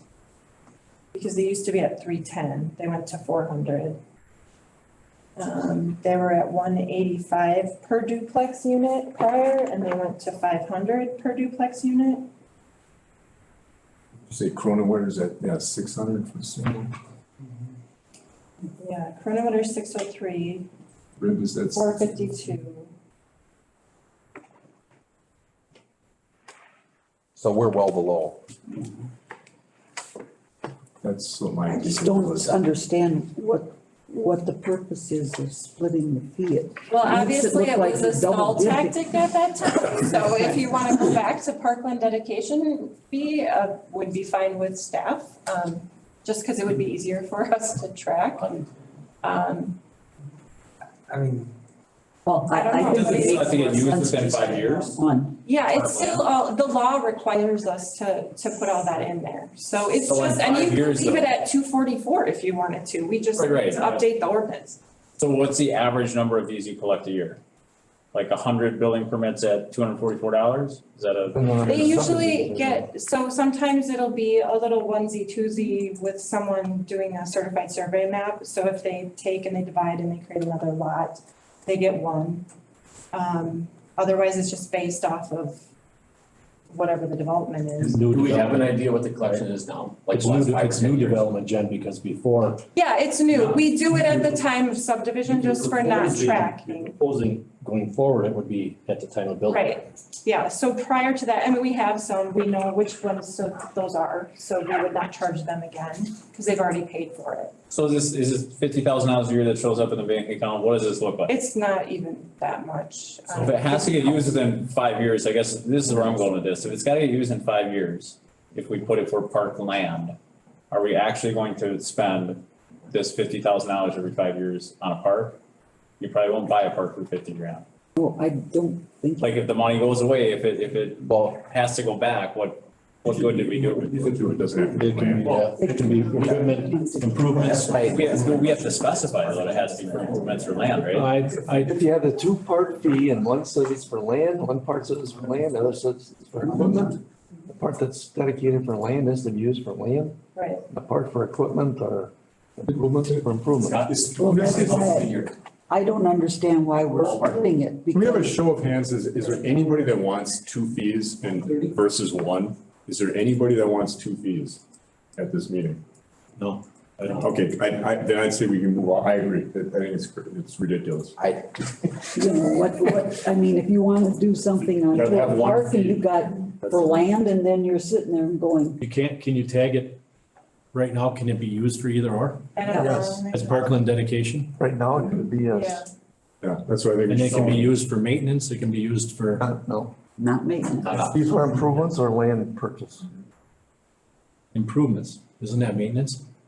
No, you mean structures, Not like cutting the grass, but Say- replacing the. Let's define it. like playground equipment. yeah, you can buy new equipment, Yes, but I'm, a single slide section, probably not. okay, I'm sorry. You couldn't use it for staff, so adding staff. Can you redo a road with that? Like a? Not a, I mean, like a Park road. parking lot at a You park, could yes, but not a. That's what I meant, like, You okay, could the use kayak it launch. to update and. Update the park, that's mostly what you're gonna do, update the park or put a baseball I'm sorry. field in or put a soccer field, I mean, you guys got all these things listed here, what you'd spend all the money on. What, I agree. I think if staff is okay with leaving it as 1 fee, It doesn't make sense. it doesn't make sense to me to split it to 2. The plan commission's okay with it as one fee. That's, Mhm. I don't have a problem with leaving it as 1 fee. Does anybody else? Do we make a motion to change? I just need to know, I mean, it's gonna have to come back, so I just need to know what numbers you're comfortable with. What was that, Mark? She needs a dollar amount. Yeah. Okay. Have either the same, or higher, whatever. I would propose being 1 fee at the current rate. Okay. Is that a I motion? propose 1 fee that's slightly higher. Okay, well, fine. I'll second Mr. Mumper's motion. I just feel like, I just feel like if we're at 242 and then the next lowest, correct me if I'm wrong, is 400, right? Well, I thought that was a stumbling block, so I just wanted to, depends upon what you want to consider, fair market value for a 1 acre parcel in Mosinee. Could be $5,000 and you divide it by 25, it's $200. Okay, so do we have a motion and a second on the floor? But then an actual dollar amount. Need a dollar amount. Yeah, you need a dollar amount if you wanna make a motion. I would make a motion. We'll try it again and you tap me if I should go higher. That we propose a 1 fee for $300. Hit it right on the money. All right. That's the number I had in my head. That's right where I was. Motion by Ermeling, I'll second. Second by Mumper. So just a. For single family, On the question, Yeah, I was just gonna say. this is for single family, do we want a different duplex and or multifamily? That's a good point. we can do three This will motions be- if You you want. wanna make it Now will be- proportional to the current ordinance. Do you want three separate motions? I could just do it based off of the 74% of the 300. Okay. 65% of the 300. There you go. Is that okay? I'm happy with that. All right, all those in favor signify by saying aye. Aye. All opposed? So carried. Okay, so I will work on that. It'll either be back next month or the following month. Sounds good. Okay, items, want to take 18 and 19 together? Staff under staff reports? Move to approve item 18 and 19. Acknowledge, I'm sorry. Acknowledged by Zagami, items number 18 and 19. Item number 20, update on Weston Avenue design process. That is not mine, so I don't know. We'll I put think that on Michael's- Nicole. Michael's gonna be able to walk us through this one, Sadly, yes. unless he doesn't want to. Yeah, Yeah, you guys jumped me at the end to add it. I guess I just put a summary together of where we're at. The east phase from Ryan Street to County Road J is, I guess, nearing a 60% plan submittal. So the stormwater analysis is the last thing to be done for that before it gets finalized. Their infiltration tests were dragged out a little bit this spring just due to some of the later frost out. So that's how we'll be able to permit through the DNR to know what size ditches we need or if a storm pond's required, some of those items. Then once that's known, the width of the road, or right-of-way needs will be known, so then we can create the right-of-way plat and know what land acquisition will be needed. So that'll be the next phase, the next process. We'll be looking at having a then public information meeting, likely around middle to end of July with those properties on the east phase. And then try to get the project, the goal is to have the project out for bid this winter and construction in 2023 for the Ryan Street to J. And then the west phase is just kind of, it lags it through this design process by about 3 months. But with the soil borings, they'll do the full stormwater analysis for the corridor at one time. So we'll be probably getting that to the 60% plans by October. And there's a lot more parcels and right of way to deal with on that west phase, so. And it ends at X. Yeah, it ends at X. Okay, and the Rothschild thing together is west of that. Alderson to Birch. Alderson to Birch, okay. So then that west phase is still looking at a 2024 construction year. What kind of dollars have we spent? On all these studies, all these tests, all these designs, you know? And do we actually have a design yet? Yeah, there's 60% plans, so. But they're done, preliminary. this is what we're gonna build, we have that done. As far as the roadway, yes, so it's still getting through the DNR approvals as far as the stormwater sizing, so knowing the size of the ditches, storm ponds, and then wetland permitting, knowing, So we're talking about the east section from Ryan to J. J, is, we already know what that road's gonna look like. As far as the number of lanes and. Okay. Yeah. Or, I'm just gonna ask because. Can we have that, can we see that? Been this. I mean, I can can it, pull it can it up come right out, can it come out the next meeting? Because the last time we were talking about this was. Talked about bike lanes and then. At Weston Lanes. Yeah. And sidewalks were in on some sides and bike lanes were in, and I guess I don't remember seeing a final. That was on the west side, Yeah. so, but I guess the motion at that one was to get rid of that sidewalk and, so we have, I guess that's what they're working on is, Yeah, I was gonna say the west one isn't far enough along yet, is it, Michael? well, no, it's not.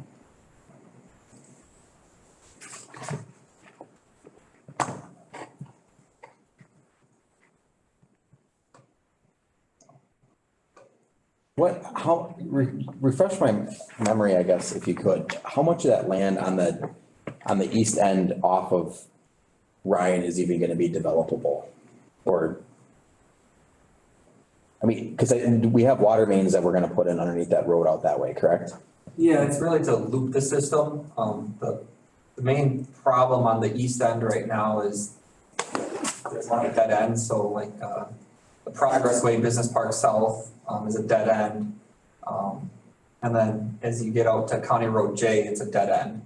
So when we do like flushing operations, or if there were to be an issue at, Country Fresh Meats or something like that, it basically puts anybody else out of water. We have to strategically flush in those areas so we're not, creating pressure situations where, there isn't enough flow. So again, we have a business park out there. If somebody were to come in that's a very highly intensive water user, we need to make sure we've got, redundancy looping in the system. So if there's a problem on this side of it, we can still feed them from the other side, and we're not having to tell them, sorry, you got to close your shop today or for the next couple of days while we make this repair. So that's really the main part of the water system, is getting it so we're providing that redundancy for the system, for the business park, for those users. I don't know if that answered your question. Yeah, to an extent. I'll follow up with that just to dig a little deeper with yours. Michael, explain to us from the edge of your business park out to Country Fresh Meats. Is that going down Weston Avenue or is that going cross country? Right now, it's proposed to go just follow the roadway. It is. Okay. I guess if there's a desire for us to do something different. How would you service those properties like Sunbelt, Roland? It'd be a long lateral. Okay. All right. Then the second thing, so that would be sewer and water, or Correct. just water? Sewer and water. Okay. Would it be more economical to go off the highway side of it, just so you can get those buildings in future development? Yeah, I guess again, once that'd be part of the right of way, needs, do we look at trying to come up closer to the buildings, out of the wetland area, or do we, stay in the roadway? I just think, we had the same problem, if you recall, in the subdivision to feed Tommy Docks. We don't think ahead, and we don't, even right now currently with the new addition that Trigby's putting on, we've got to charge a customer, probably $25,000 to de-water, just to hook onto their sewer. Because the sewer was left down below the water table. And we did that on every one of those properties in there. So we're not really using our head when we leave. If we want to have economical development, we should be thinking that we either stub our water and sewer above the groundwater table. And granted, we know that can fluctuate in that area. But most times if it's a foot or two, you can fight that, but not when it's 4 or 5 feet. You can't fight Mother Nature. So if we want to make that desirable property developable and economical to develop, we should be really thinking about the best source to get there. If I want to bring sewer and water coming through that wetland, you know how hard it is for me to try to get a permit from the DNR to cross anything to even serve that property? And then now, not only that, you're crossing a gas easement, the high pressure gas easement. Yeah. So those are the questions that I guess I'll have when we get to that point. I think there's any one of those property owners that would be more than happy to allow you to go through there because they would be probably happy to have the sewer and water nearby. So that was one of my questions there, was if it was just water that was gonna be looping, and I do understand, anybody in here, I get the looping. The looping is very well needed. If they do have a break and somebody's at the end of the line, and then also you're relying on one side for pressure when you can get redundancy. If you have 2 connections hooked up, you can get equal pressure, more gallons coming at you than if they're a high user. So the other question would be is, from Ryan Street to Zinzer Street, we have that gap as well there. Yep. The park's gonna be on one side, and then you have a couple of properties on the south side. Right now we have sewer out to, from the borders across the highway from Bears and hits the intersection and then heads over to your business park. And then we have that little bit that goes over to the golf course. Are you planning on serving, is there any serving going up towards Ryan, or is that just strictly water main for looping? Right now that has sewer too. So It does. you know, so if that property, particularly to the south, wanted to, you know, sell their 80 acres and develop it, they would have access. Okay, so that would be the, so it is gonna tie into, I know when we talked earlier, wasn't sure if that was even feasible or a connection or run the sewer through there was even thought about. Yeah, so I mean, we'll have to, you know, double check elevations, you know, maybe it doesn't go all the way to Ryan Street, maybe it goes, you know, Okay, a quarter of the way or sure, third, you know. But yes. all right. I guess to piggyback off your question, I mean, my question was, is it, with as much swampland as there is off of Weston Ave between Ryan and Jay, is it really economical for us to loop it through there, or is there somewhere better that it could be placed? And that's what I was, I guess, getting at, and you kind of. I would say that I would agree. I mean, my comments, I think, Michael, you probably know the area pretty well as well. But I think the stuff from Ryan to Zinzer, that stuff is serviceable. There are some wetland spots in there. Keith knows that area very well as well. It is very tough. It's flat, very tough for stormwater. There's some water table issues there, obviously. But the further you get out towards J, past their park, their business park, the tougher it gets. And I just think the roadway is going right through the middle of a swamp. It's wetland on both sides. So even if we wanted to try to service one of those properties up on the highway there, they're gonna struggle to get hooked up. They're really gonna fight the battle to even get a connection there. And they're gonna have to go through a lot to do that. So I know Michael and I looked at servicing a parcel between Roland and Sunbelt maybe a year or two back. And the thought was to come through Sunbelt or come across the frontage by the highway, because then you could easily service anything along the front of there. And I believe you said that, wasn't a water main in the front of Country Fresh as well? Yeah, they get served off of J. So they have a private main essentially off of J to serve their facility. Yeah, and that just heads to the corner by Weston Avenue, doesn't it? And then they serve, theirs is brought up and brought back over to their building. Yeah, they're actually north, they get served like right off of, there's a hydrant kind of. Yep. Just south of the highway, that's where they get served off of. So, yeah, I guess the details of how much sewer, you know, how far does that go?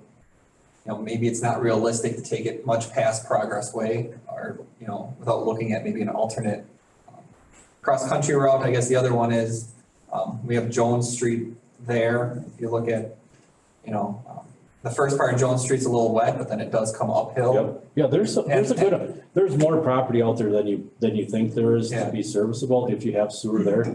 There really is. There is some shallow spots there, or some low areas, I should say, but there is a lot more property than what a person realizes for developable there. It's just a matter of how you're gonna best get across that, I would say from. So I mean, there's probably a quarter mile to a half mile gap there where maybe sewer isn't feasible. I guess we're not that far along yet to say yes, no, you know, right now the sewer is a line essentially on the drawings. But I mean, realistically, water main, we'd still want to connect Progress Way to J just so we do get that continuity in the system. Yeah. And the water main would go in the road or it could go cross-country as well. Because no matter what, if somebody wants to build on that remaining, or if Sunbelt wants it, or Roland wants it, and they get rid of their mound system, they need water as well as sewer, right? Correct, yeah. So it would be best if we could almost come off of yours. I think you and I looked at maybe coming off of that corner lot in your subdivision and going cross-country before the wetland, that corner by Weston Avenue. Yeah, so I mean, there's other options to look at. You know, the beginning right now was, the primary focus was getting the roadway typical section, the stormwater figured out, and then the right of way needs for that. Sure. So that was the primary focus to date, and then the water sewer location will be part of the next, Do we have a project cost estimate, or is it kind of in motion? Is it just constantly moving? As we find out another piece, it moves again. I mean, do we have an estimate? as far as construction costs? Yeah. I mean, Yeah, it's so when we can drive on it, I wanna do the end. So from J all the way to X, do we have a number in mind? Or does it keep moving? So this one, we have I guess a 60% estimate right now is about 9.3 million for the Ryan to J. Ryan to J is 9 point what? Like 9.3. Okay. And Ryan to X? We don't have that number. I believe that the initial phase, we thought it was about 12 million. So When were those estimates done? this one was done like 2 months ago. The initial one was a little higher, I or think we used 25 million as a budget number, didn't we, for both? How much? For all of it? I thought I remember I 25. think we used 25 million as kind of a budget estimate, so So with all the studies and all the drawings and all the firms that are working on this, is that still playing out to 25? Yeah. Or is it? well, according to what he's telling us, according to what he just said, we are, but our original contract with AECOM for the design included all of the studies. So that, I guess when I said. For $1 number? For $1, yeah, so they're the stormwater analysis, the wetland permitting, those things were all included in that scope of services. And so it's not. I guess I'm just worried that the cost of this is gonna spiral out of control real quick with the way inflation has been right now. Maybe I'm wrong, I don't know, but I mean, asphalt costs are up right now. Pipe costs are a little higher, but getting it is more of an obstacle than, I guess, the cost of it. Metal prices are coming down fast, Yeah, very fast. and Lumber prices have already. so as far as some of that stuff goes, It's oil. I mean, in 2 years, oil prices might be, a lot lower. When I started here at the village, I think the first project we had, asphalt costs were like $80 a ton. The following year, they were $60 a ton. So what are they today? Last week, they were about $100 a ton. 2 years ago, they were again, $65, $70 a ton. So it fluctuates with oil price, gas prices, so. I mean, as far as the scope, since the beginning, we've actually reduced the footprint of the road. We removed the twiddle lane on that west side. So I guess and the east side is a longer segment. It's about 2 miles, whereas the west side is a little less than that. I find that, I'm here. And Birch to X is done, so Birch to Alderson with Rothschild. Yeah.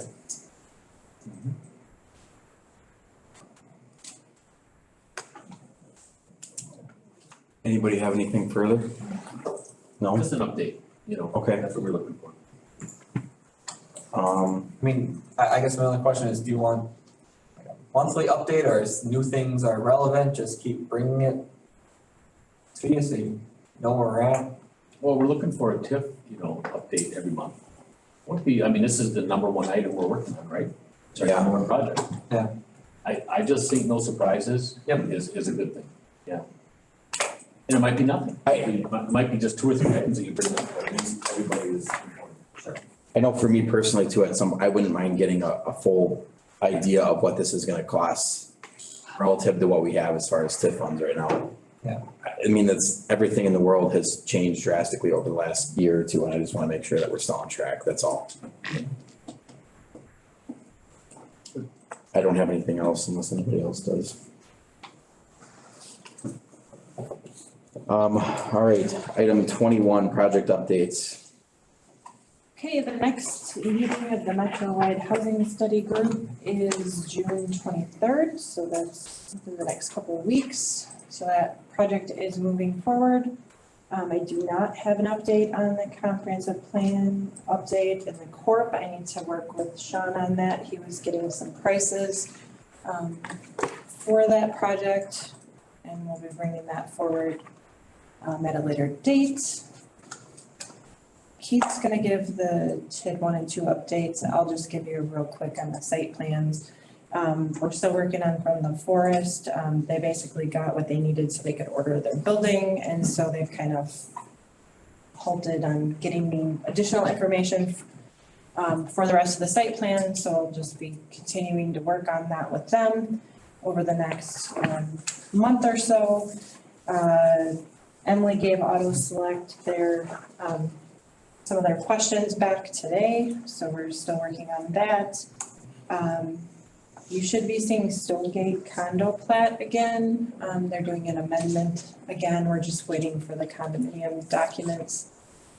So that should be next month or the following. And then I will have a couple ordinance changes. I know I need to get that screening yard ordinance change from last month to you guys, so that will come up next month, and I'll be looking at something with shipping containers, but it just did not have time yet. What's the story with Auto Select? They're adding like a front office area, kind of They're expanding their, they're expanding their reception area. Okay. They're kind of, their reception area is off to the side. When you're looking at the building, it's off to the right. They're kind of expanding in, filling in, expanding. That's really bad, describing that. They're taking it to the east on the front. They're taking the office all the way across the front to the east. Yeah. Okay. Right now it's on the west side, And then kind of redoing the parking. Yeah, it'll be like 10 feet out. Yeah. So. Okay, so Friday, we were kind of tied up with clerk candidate interviews, but Kristen gave me an update. She's talked with 6 property owners along Schofield Avenue and TID 2. Those that have, as she said, more obvious targets, low-hanging fruit, as she calls it. I think 2 of them are members of this plan commission. Also, a realtor that represents the Alpine Mobile Home Park being one of those as well. She said she's working with 2 different developers and they're on other projects at the moment. But she's trying to reach out to them, or asking the realtor to contact them again, so see what kind of interest they have and maybe motivate them going forward. She's planning to stay in touch on a weekly basis, she says. Just trying to, again, keep this thing moving as best we can. We can't control the economy or people's desires to develop. The staff was contacted by someone interested in the Lane Northwest property. They wanted to put a used car business on the site and use the existing buildings, and we kind of dissuaded them that there's really no justification for us to contribute anything to such a thing. It wouldn't create any appreciable development or appreciable tax increment. Who They didn't even want to, pardon? Somebody was on the property today.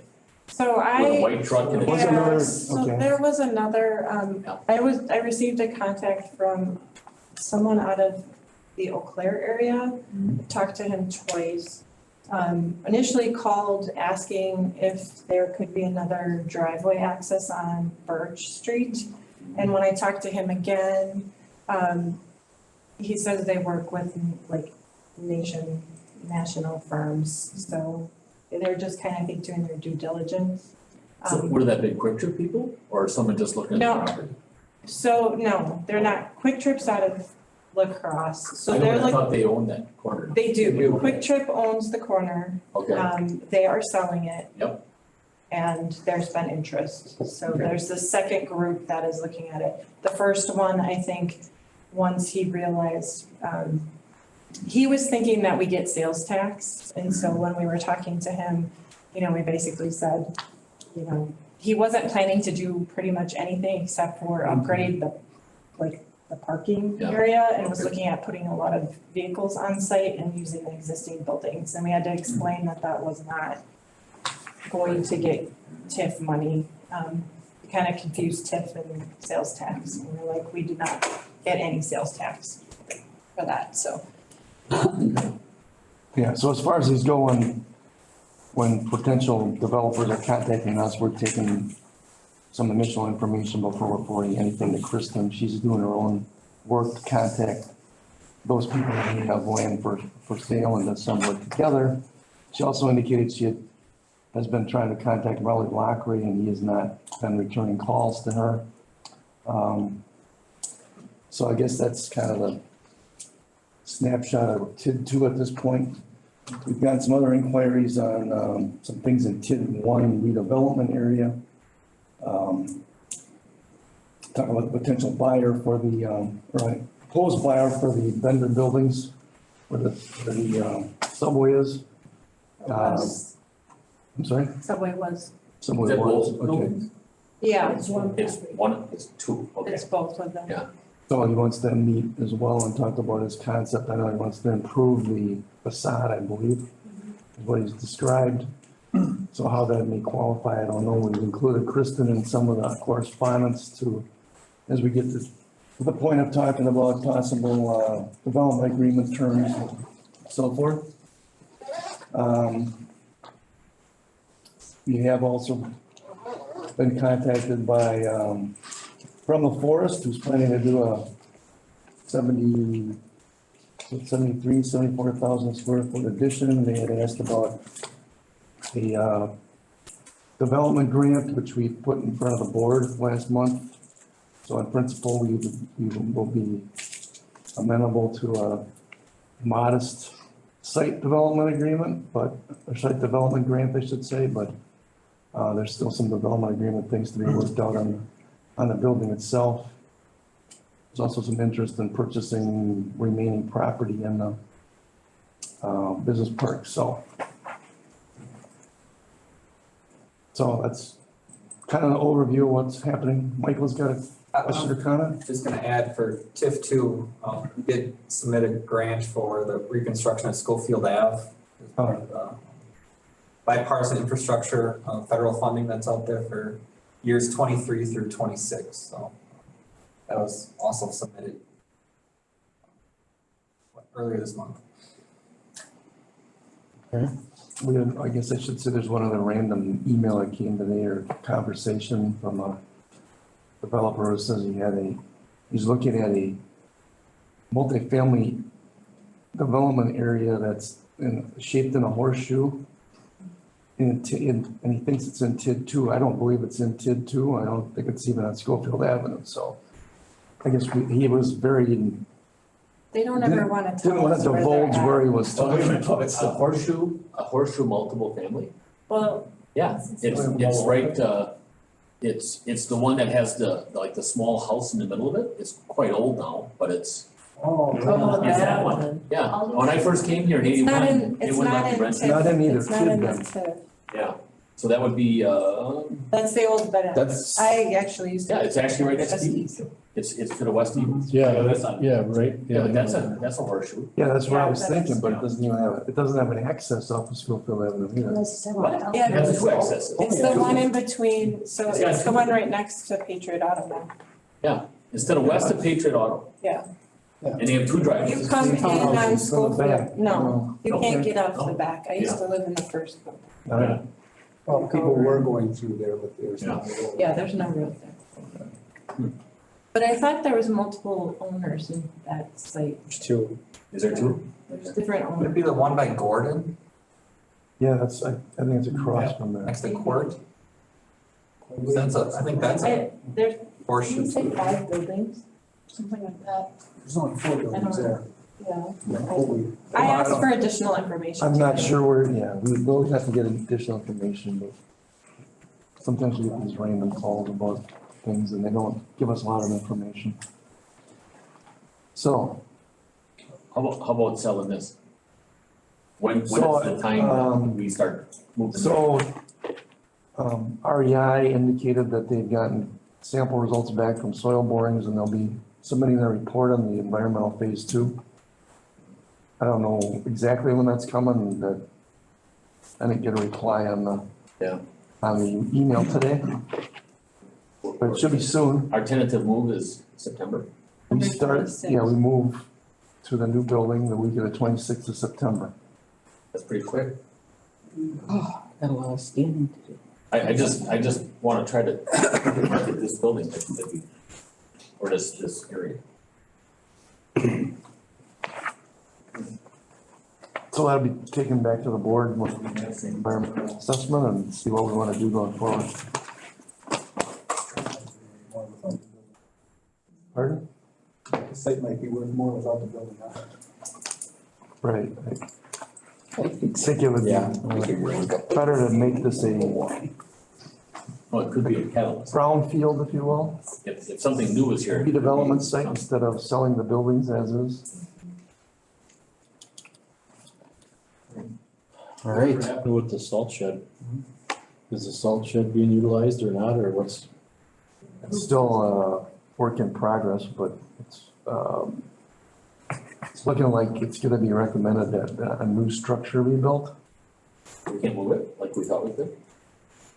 Well, there's some limitations, I guess, to what the existing structure would do, and I know there's some concern if, say, even a knee wall is built, that joint or that interface between the timbers and the top of the concrete is gonna be susceptible to deterioration from the salt, any kind of attachment plates and so forth, so. Do we have to touch it now? Can we go through this next winter and then address it? Well, I think that's one of the. That's probably more likely what will end up happening, just Okay, through the good. procurement of materials. Yeah. Right. Now, unless we sell this building awfully fast, I mean. Then we got.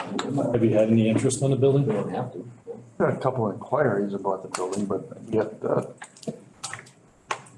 decision on what we do is gonna be with, it's gonna rest with the board. So I wanna see what the environmental assessment comes back with. Are they looking at the building or just the land? As far as what? The inquiries you got. The environmental, is that just kind of checking if we got soil contamination, or are they looking at? That's part of it. Then I guess if we can ask for, asbestos, evaluation, but the recommendation was that we really don't do that until the building's not occupied anymore, because there's some destructive kind of testing's gotta be done. Because it'll be in the ceiling, and you wouldn't want to be. Right.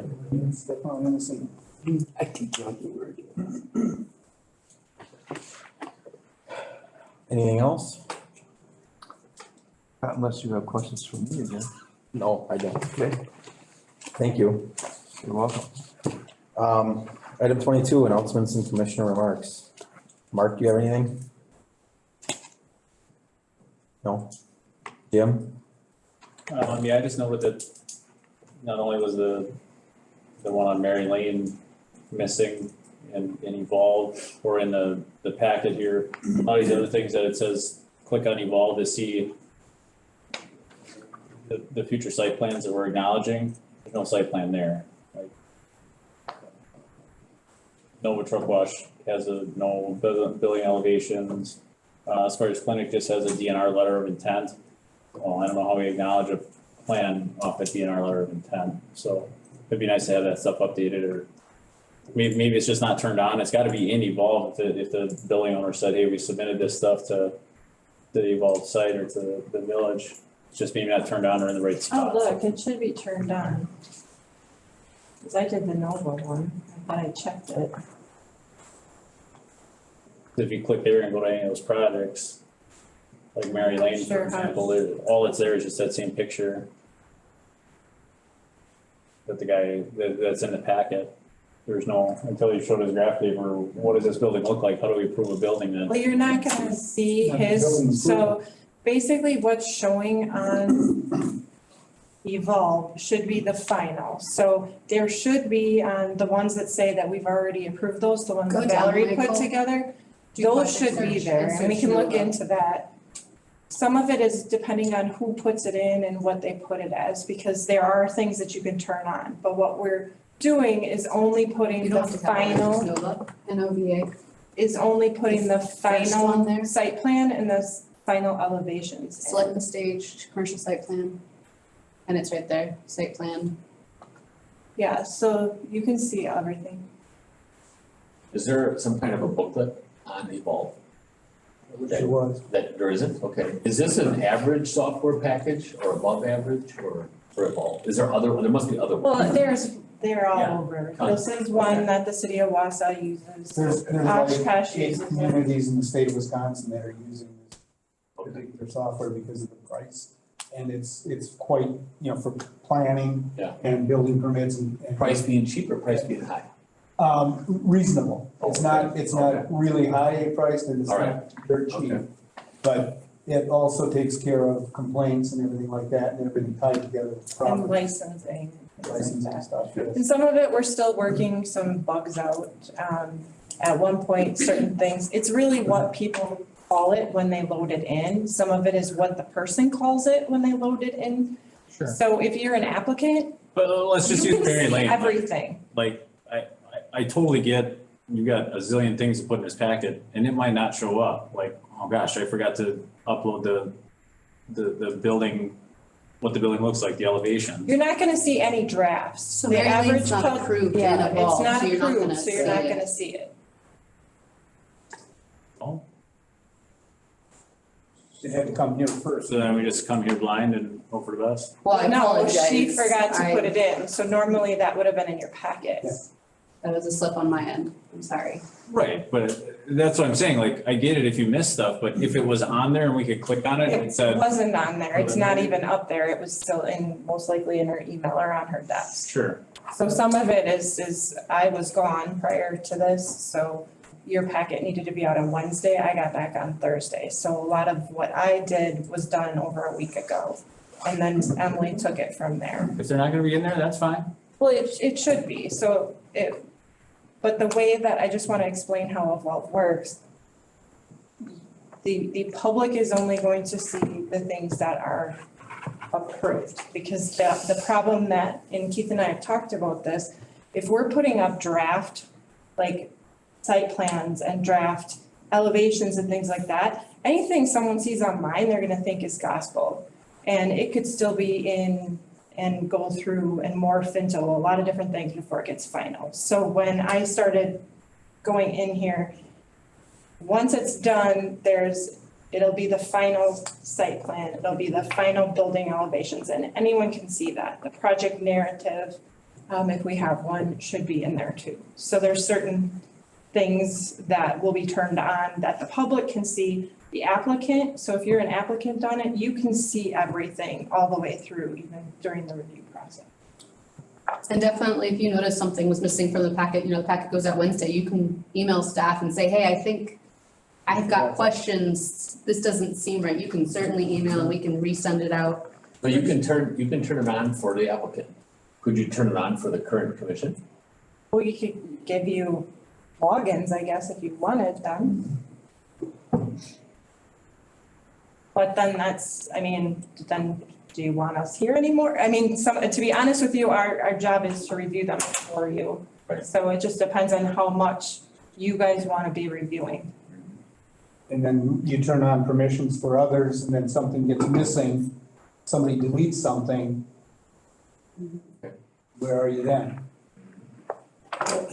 On the average, we would have had it. Correct.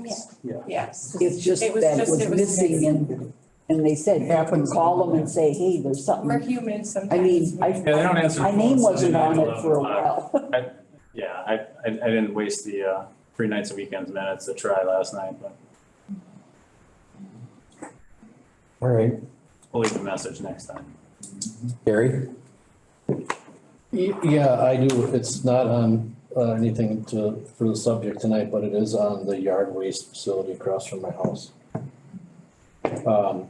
It seems that you may have allowed Switlick to use your yard, which I think is commendable that you have done that for a project in our community. But the problem is they opened a gate on right across from my driveway where I already have 4,000 cars a day coming in and out of there.